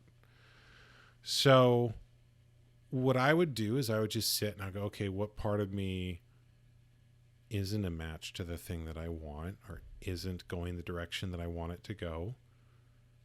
And I'm just going to be present with that and see what it has to say, what the feeling is there, what the belief is there, and where did that come from, and can I change that? So very deliberately going at those one after the other.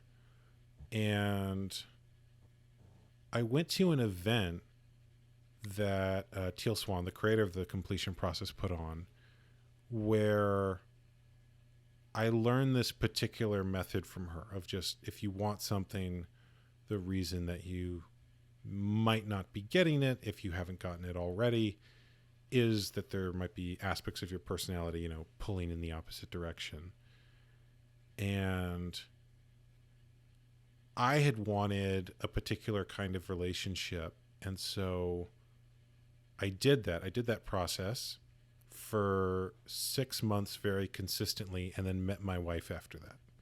And I literally, the night that I met her, around 4:00, I went into the part of me that was not a match to the kind of woman or sex that I wanted. And I went in that around 4:00, and then I met her at 6:00. So it was very quick, paid off very quickly. Now, after I met her, all the parts of me that were scared of actually being in that relationship came up. And so when we would initially talk and get to know each other, sometimes we'd trigger each other, and I go, hold on, I am so upset right now, give me a minute, I'm going to sit over here and then we'll continue this conversation. And I would sit down in the chair, I would do the process, and I would come back and I would be fine. And what was previously a fight was no longer a fight. And she saw that a couple times, was like, what's going on? What are you doing? And so I taught her the process, and then she took to it and went beyond me, and she's a practitioner of it now and works with clients, and has learned a whole bunch of other stuff too on top of that that's also really useful and good. So that was what that looked like for me. And I use it in two ways. If something comes up, like if there's a feeling or an incident, like, oh my God, whatever it is, that feeling that triggers me or whatever it is, I'll go into that. If it's sort of a sudden thing or reaction. And what I mean by a trigger, by the way, is when the reaction is bigger than the situation calls for. So the sign of a trigger is that you're not just reacting to the situation, but the events in the past or beliefs you have about the situation that are not actually present in that moment. So if something really bad happens, and you have a feeling about it, then it makes sense you'd have a feeling about it, right? It's when you have an everyday occurrence and there's an overreaction to it. That's usually the sign of a trigger. And then the other way that I use it is that if there is something I'm very consciously working towards, I would go into the part of me that isn't a match to that. So we were talking earlier about, raising $10 million for a particular cause or initiative. I, as I am right now, am probably not a match to $10 million. That feels like more than I can do right now, and I'm not sure how I do it. And so if I was really seriously pursuing that goal, if it wasn't just an idea we were talking about, but something I was actually going to do, the first thing I do is I would sit down and go, okay, what part of me is not a match to this? I go well, I'd have to get a lawyer, and I have to probably do a bunch of contracts, and I don't know how to do that, and I might need a 501c3, and I'd probably have to have other people on the board, and are there other people I really trust on the board? Oh, wow, all my trust issues in a relationship are coming up right now, and now I have to have multiple other people who I would trust with $10 million. That's a new relationship. I have not had relationships in the past where there was that much at stake on them. There's my relationship to my wife, which obviously involves really significant things to me. But, all of those things, I got to go, okay, well, what is, if I meet someone who has that kind of money, am I able to express myself to them confidently? I think I could, but, I'm going to go do a process and check, right? So the other way that I use it is very consciously going towards the things that I want. Of, okay, is there any part of me that isn't going that direction. And then, of course, once you do that, then you take action, right? Right. And in this So, process, do you ever discover that, oh, maybe you actually didn't want that thing? yes. Oh, yes. All the time. You have to go into it with the awareness that maybe the part of you saying no is right. Is in integrity. Yeah. Yeah. Oh, totally. Like, I have done the process before thinking that I wanted one thing and going, actually, I wanted that as a reaction to trauma. So if you're feeling unsafe, there was one around, I was like, I need control of this situation. And it's like, I wanted control because I didn't feel safe. And once I felt safe, I could be present in it and I didn't need to control everything. Right. So there's stuff like that all the time. And it changes when you do the process, and you have to trust that, like, maybe the part of you that is saying something different than your conscious mind is correct and is the part you should listen to. So part of the philosophy of the practice is like all parts of you are trying to do what they think is best. There's no part of you that is ever actually doing something that it doesn't think is good. It's just that, like in the real world, like in the external world, different people have different ideas of what is actually good. So the same, in Zen, people meditate with their eyes open. A lot of meditation traditions, you close your eyes. In Zen, they meditate with their eyes open. And part of the reason for that is the idea that the external world and the internal world are not different. That whatever exists out in the world is within you in some way. It's certainly not disconnected. Yeah.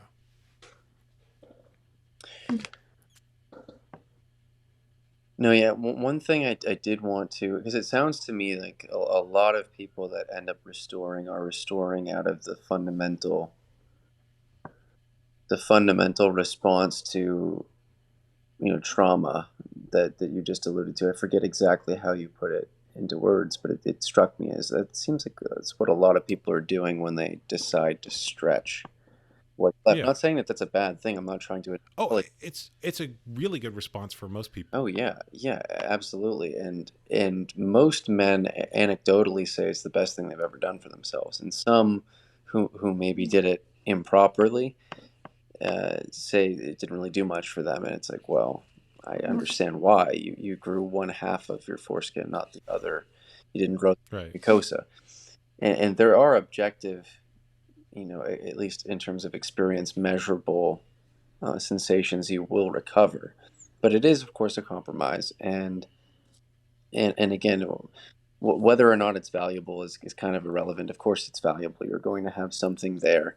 And usually things that are hard to achieve have some merit, which this, of course, does. But staying on the topic of trauma, it seems like a lot of us are really seeking that out because I need to do something to fix this now, and it's going to be a physical thing because I know how to do that. Whereas these processes like Zen meditation, or perhaps more appropriately, because it seems like a more complicated thing to do, the completion process are more ambiguous on how to start and keep going, and am I doing it properly? It's not like, oh, you just pinch here, you stretch, you put this device on, and in some months you're going to see results. But I actually think that's really legitimate. There's a book called Swallowing the Snake, which is about the way that men heal differently in the masculine form of healing. And one of the things it really recommends is that men often want to do something.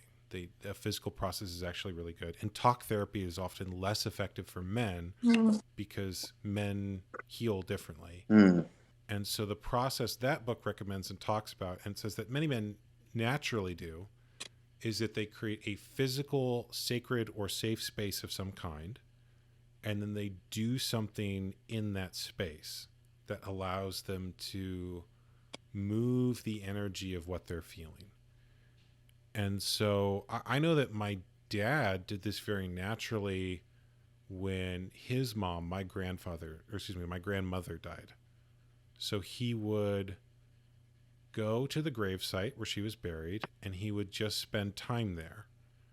And initially, right after she died, it was a significant amount of time. And as time went on, it was less. But that was his grieving process. Is he had a sacred space of some kind, which literally the gravesite, and he would be there. And that was what allowed him to feel what he needed to around that. And so it sounds to me like for a lot of men, foreskin restoration is a similar process where it's obviously a sacred space. It's a part of their body that is sacred, but it's also a space in their life, and they're doing something physically that moves the energy over time. And I think a lot of people try to get the same result through activism, and the challenge of that is that the space in which activism occurs is often not safe or sacred. A lot of the times activism involves going into spaces that aren't safe, that need to become safer in some way. But I mean, there's so many different masculine healing methods that revolve around that. And I think the space creating element of it too is that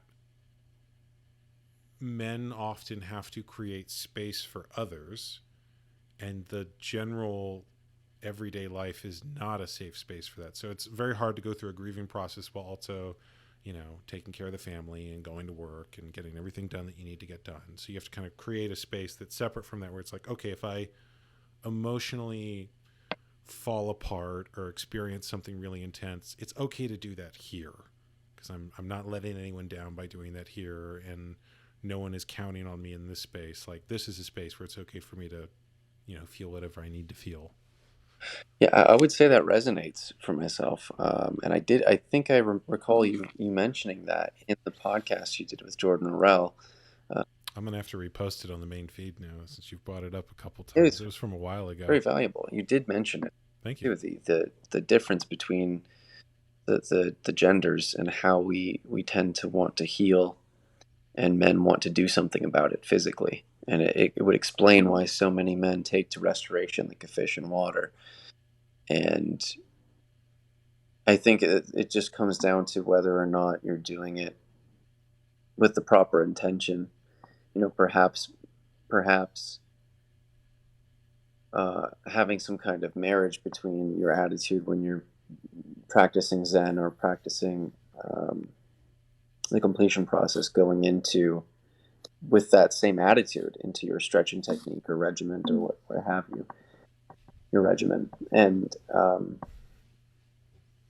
but I definitely think there's something, however much the masculine does heal that way. I mean, it's no accident that you did a lot of the other internal stuff as well. I don't think that there's something extra there that you can't necessarily get by doing something physical. But then again, it's not that physical. Like creating a safe space for yourself, like you said, your father had done to grieve properly.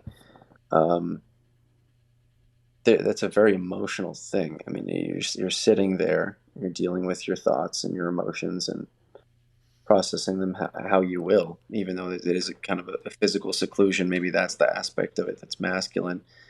And whereas if you're restoring, it's a very direct, explicitly physical thing that you're doing, a physical. Yeah, I think the purpose of the physical is to move the energetic. So it just sort of depends on how much you feel like you need to move that. So I think for my dad, being at the physical site of a gravestone, I don't know that you need to do a lot much more than that. It just depends on what the person needs. I mean, there is something physical though about going to a particular location and standing there and being outside, and it's in nature, and Certainly. So I have a question for you before we finish. Sure. Actually, I have two questions. One, is there anything that we didn't talk about that you would like to make sure we talk about, or anything I forgot to ask you or we didn't get to that you want to make sure we get to? I mean, I definitely had in my mind the desire to share an experience I had of with one young man who was circumcised when he was 20 years old in Spain. And in Spain, when they circumcise for medical reasons in adulthood, they take as little as possible, or at least most of them do. He was unlucky in that he found a physician that wanted to also take his frenulum. So he had a frenulectomy, and he also had his Freenar band removed, which put him in an interesting position for people who, like myself, are restoring, and in the sense that he's kind of at a place where it's sort of achievable. I mean, he was born with this foreskin, but for men who have a remnant left, likely have a damaged frenulum, have no trace of a Freenar band, if they incur mitosis and generate or replicate skin cells from their inner mucosa that's remaining and their outer skin that's remaining, you're kind of going to end up where he was. So it was unique in that he could kind of have a very, because it was a quick turnaround, right? Like he was circumcised. He keeps his glands exposed because there's no Freenar band and frenulum tethering it, even though he can cover most of his glands. He keeps it exposed, and 3 months later, once it's done healing, he has intercourse for the first time. And that's when the trauma kicked in, and when he was suicidally depressed, because he's like, I had 20% of my sensation left. And for the next 8 months, after he found my content, I told him, okay, maybe tether it, at the forefront of your glands with some kind of O-ring or string or something. And he did that, and 8 months later, it was much better. His glands became mucosal again. Of course, it wasn't as dry as either of ours would be, because it was decades compared to several months. But he anecdotally said he's at about 60 to 70% of his original sensation. And of course, one thing I learned in just having conversations with this young man, who did end up healing his trauma psychologically, of course, he may have, he doesn't have to deal with the trauma of being cut on and betrayed, and he consented to this and all of that. But it was still a very traumatic thing for him to go through. He wondered whether or not he wanted to continue living. But one thing I realized was that we're not necessarily chasing sensation, we're chasing sexual fulfillment and the joy that would bring. And they're not necessarily like a linear kind of exchange. Although the sensation is there for a reason, it certainly has a function. But anyway, he told me, and one thing I want to say, just because I want to reassure anybody who's restoring, who maybe struggled with a lot of the same mental blocks that I had in beginning that process of just, it won't be the same, it's not gonna. If that's something you really want to do, and maybe you went through the completion process that Brendon so eloquently described here earlier in the podcast, and you've definitively discovered that this is what you want to do, you want to restore, but you're struggling with these negative beliefs of it won't be the same. The most important thing, according to this young man, is having your glands be mucosal. That is kind of the I think an analogy he used was like having a mucosal glands is like being well fed. It's like the meal of sex. It's kind of like the meal, like the dinner of sex. Whereas having the Freenar band and the frenulum is kind of like the dessert. It's a very different type of sensation. It is a very fine touch sensation that will be missing if you restore. It will be missing. The closest thing would be your scar line at the tip of your nascent foreskin, which is not nothing. It will mimic that a little bit. It certainly won't be the same. But overall, I do think it's hard to deny that foreskin restoration is a pretty powerful modality for recovering sexual fulfillment, and certainly the one that we have the most of is the most effective today. Now, maybe you'll be like Brendon and you'll go all in on the trauma and be like, I'm okay. I'll relax for however long it takes to. Looks like you want to say something here, but. Well, I was realizing that for me, my motivation is not sexual fulfillment. Oh. It's actually power. Oh, okay. I feel like there is a way in which I want power over my own reality and physical body that full regeneration would allow more. And so, because I have that motivation, that changes the equation for me. So it's like, well, you could get more pleasure back if you did this. It's like, but I already have the power to do that. I'm kind of interested in the more power that I don't have yet. I think they're necessarily divorceable. I mean, it's a What's that line from House of Cards? Everything is about sex, except for sex, which is about power. No, I don't. He's onto something there. Like, there's a power in being able to be sexually fulfilled. Is there not? I feel like there definitely is. No, it's an interesting realization. I feel like, because for a lot of guys, they just want the function back. They just want the sensation. But to have the power of your own, it does strike me as a bit more conscious too, right? Of being able to restore your human right. Is that what you kind of mean by power? No, by power I mean power. Human right. I don't know. Okay. I want power. I mean, okay, fair. This, by the way, is the other thing that happens if you do a lot of internal work. Is I think for a lot of people, admitting that they want power is something in their shadow. Well, of like, no, that's not. I'm not supposed to want that. Like, no, I want it. I'm kidding. Power is positive. Force. Yeah. Force is negative. A lot of people say derogatorily they use the word power. There's nothing negative about power. Power is only. Yeah. Force is negative. Yeah. They really mean force. I appreciate that distinction. That's very true. Yeah, it's not one that I made. It's one that Dr. David R. Hawkins made. So people check out that. Oh. Getting some check out that. Very esoteric teachings that may or may not be on the shelf behind me into this conversation. Yeah. Okay, so this is the second question that I wanted to ask, which is that I was debating whether or not to talk about completion process on this podcast, and to the degree that I did in our conversation, because I feel like there's two reasons. One, I feel like it's kind of a secret weapon that I have, and I don't know if I want to give it away.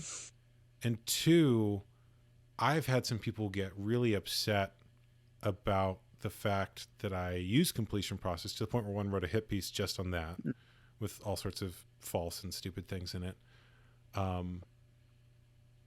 Which, man, there's a lot I could say about that. It's one of those things where, in a movement where the previous leader, Jonathan Conte, committed suicide, I think it should raise huge red flags if someone writes a hit piece on someone else's healing method, or the way that they're like, am I healing my trauma wrong? Is essentially the argument that I saw in this piece. Like, that should raise red flags, and the fact that it didn't raises more red flags for me. And it's also, I think people need healing around this, and if this has worked for me. I've never really said that like it should be a part of the movement in any way or anything like that. It's just like, I did this and it helped, and maybe it'd help you too. That's the sort of the extent of it. But I have a debate of like, also, I don't know if I want to put pearls before swine. So like, this is so effective for me. And I know there's going to be some people who are like, well, prove it. Or like, like, I don't care. Like, there's an element there of like, I don't want you to know how to use this. Like, you don't deserve the gains I've got from this. So I noticed that came up in our conversation, to the point where I was thinking like, should I edit that out? Should I not include that? I would be curious to hear your perspective on this internal debate that I'm having. I don't know. I mean, I kind of feel like you could go with, I've certainly had some of that just in producing any of the short form videos I've done on TikTok, but you never know if you get even one person. I'll use this analogy. I've often said, in doing the videos that I've done on TikTok and recording them and posting them, if I just get one child to be spared, and by that logic, like, if you just get one person maybe to try this and find that process very valuable to them, and maybe it'll do even what it did for you, for them, it was worth it to share it. And the rest of the noise, who cares whether they deserve it or not? Who cares whether they use it or not? That's my attitude toward it. I mean, and if it's a secret weapon, if you're scared of someone actually using it, finding it valuable, I think that might be something within yourself to probably let go of. Yeah, I mean, I know to get the amount out of it that I've gotten out of it, they would have to put that much into it. So it's a bit like a workout in the sense that if you were to post your workout routine, Right. you know, I understand now. maybe that's your secret weapon, but like someone's still got to go in the gym and lift them Maybe heavy you're weights. worried that people will find it not valuable or ineffective. It look poorly on your image publicly. You know what? That might be closer. That Properly. it's like I don't want to put a secret weapon out there or something that's that good, and then have someone not get it, or like, oh, I tried it and it didn't work for me. And it's Did like, you? Like it's yeah, it's sort of like when someone's like, oh, I tried CrossFit, I went to one workout and I'm not in shape yet, and it's like, but did you try it though? Is that what trying it means? Or I meditated once and just my head hurt. It's like, good, stay with it. Yeah, my head hurt. Yeah. No. Yeah, I guess I think that's it. That I don't want to give. It feels to me like it might be painful to see the foolishness in response to something that good, and it's also, I have the impulse that occult teachers have had throughout the ages of like, I got to put this behind a wall of some kind and make someone go through an initiation before I'll show this to them. We got to hide this in some encoded grimoires. It sounds like you have special love for that particular modality, that it seems kind of distinct from even Zen. It's worked for me, but I think there's a complexity to it that Zen doesn't have. So Zen, you sit and you meditate, and that's it. And completion process has a lot more steps. So the first step is you sit and you meditate with the feeling. You're just present with it. But then there's some stuff you do after that. And so, yeah, it's the feeling. It's the feeling you get if you saw someone playing your favorite instrument badly or doing a martial art poorly. Of like, I like this, but you got to work on that, and it's also the feeling of rejection that might come from like someone not even giving something a chance, like not even actually hearing it out, which maybe this is a feeling to go into for my next session. It could be. Yeah, it's just fundamentally valuable to tell people what's worked for you, and however they respond is however they respond, and you're going to get every possible. All right, I found the next thing I'm going into. I wrote it down. This is also, by the way, why I find the process valuable, is that like in a conversation with you, I have a feeling come up and I'm like, oh, I don't like that. Like this is, and I'm like, oh no, like now I see the next thing that I'm going to shift in my life. It just doesn't end. And and that's going to be so valuable of, now I'll be able to put even bigger pearls out to my audience, things that are even more personal to me. And I will be totally impervious to whatever reaction that gets. And if some people don't get it, that's the next thing. But I'm going to do that before I release the episode. So if you're watching this, if you see this, just know I'm even stronger than before. All right. Anyway, all right. I found the thing there.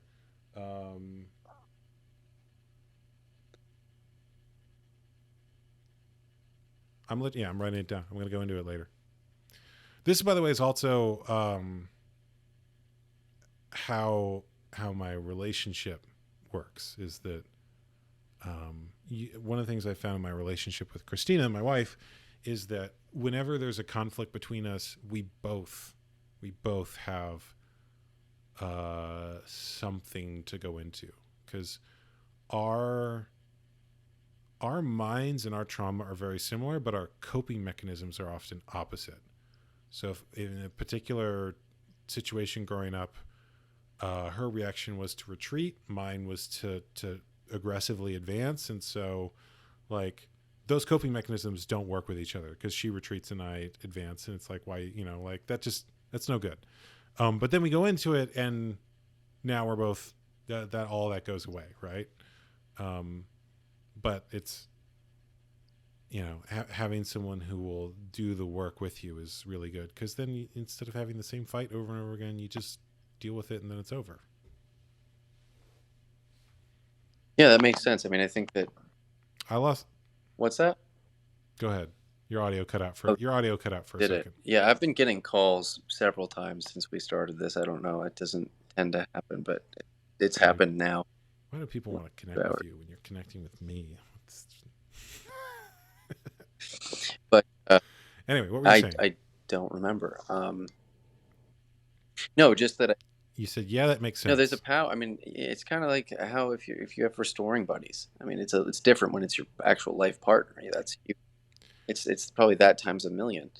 I mean, sorry, the phrase "restoring buddies" is hilarious and a little bit. I know. I get it. I get it. No, it's of course what people might think, but that's exactly what they are. There are Zoom meetings even within the Reddit. Okay, hold on. If you start a podcast called the Restoring Bros, that's just a bunch of dudes in a Discord chat talking about this. That would be hilarious. Oh my God, I think you should do it. We've just discovered podcast gold here. That would be hilarious. And you would certainly get a lot of people who would want to watch that just to laugh. If you start each podcast with everyone introducing themselves and how much coverage they have so far, like, what up? I'm John. I'm at C4 right now. Like, done. It's happening. That'd be hilarious. No, that would be. They could take live callers. Oh my goodness. Oh, that would get ugly. That would get very ugly very quickly. We would all have to be doing. Why would it be completion process, and there'd be a lot of angry. Why would it be ugly? There would be a lot of angry people. They called into your show though. Like, what do they have to be mad about? Yeah, well, hang up. You know what I mean? I don't know. I saw a post recently that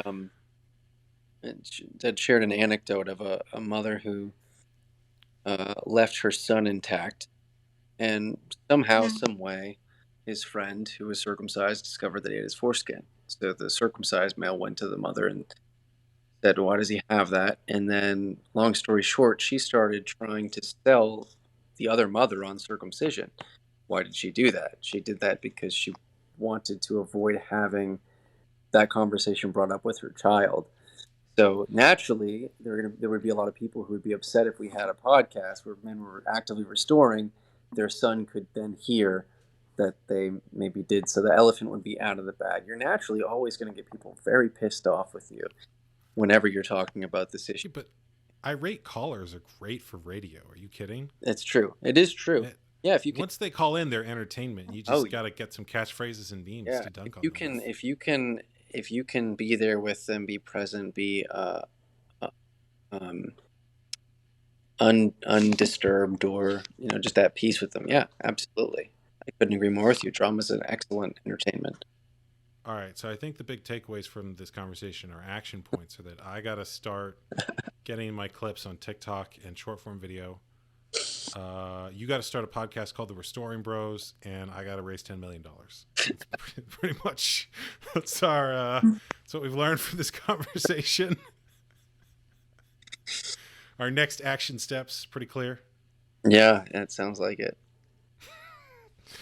All right, Anthony, is there anything else you want to talk about before we finish up? No, I think that's pretty much it. I think there will be a lot for people to do with this information who have just learned this reality and don't know what to do. And here's some things you can do. One last question. Where can people find you? Where should they go and follow you? TikTok's really the only place. I mean, I still... What's the ad there now? Oh, it's at Bloodstained Man. So it's not Dang, I didn't realize you had that label. I'm the one. Yeah, no. Wow. I okayed it with, I think I did. At least they know about it and they don't care. Okay. Other K's fine with it. Cool. But my last name is Blood, so I just thought, kind of worked. This is all I talk about on there. I haven't, since I discovered it, I haven't cared to. I have many other interests, but nothing I care to talk about publicly. This is the one thing where I'm very sure that, generally my attitude toward it is correct, or at least maybe not my attitude, but generally the statements I'm going to make regarding this issue, I'm confident to put out there publicly. So that's all I talk about, hence the name. But on all other platforms, I have some version of Bloodstain Man, whatever was available. So, but if you want to reach out, direct message me there. That's pretty much how to do it. Cool. Well, send me the links for that. I'll put them in the show notes. And is there anything else you want to add before we finish up? None whatsoever, other than I admire the way that you handled this. I think very, very few people that discover this, there's certainly very few that I've met, have handled the grief of it the way that you have, and done something to actually change that within themselves mentally and emotionally. And if we all did that, God only knows how good this world would be. So that's it. I appreciate that. It's like you've said it. I have had time. So at the beginning, it's different than where I am now, and probably 10 years from now, I don't even know where I'll be. So, right. You'll have 10 to go and throw at the issue. Yeah. We'll see. No promises there. All right. Well, Anthony, thank you so much for coming on. I really appreciate it. This has been a good conversation. Yeah. Thanks for having me, Brendon. It was a pleasure.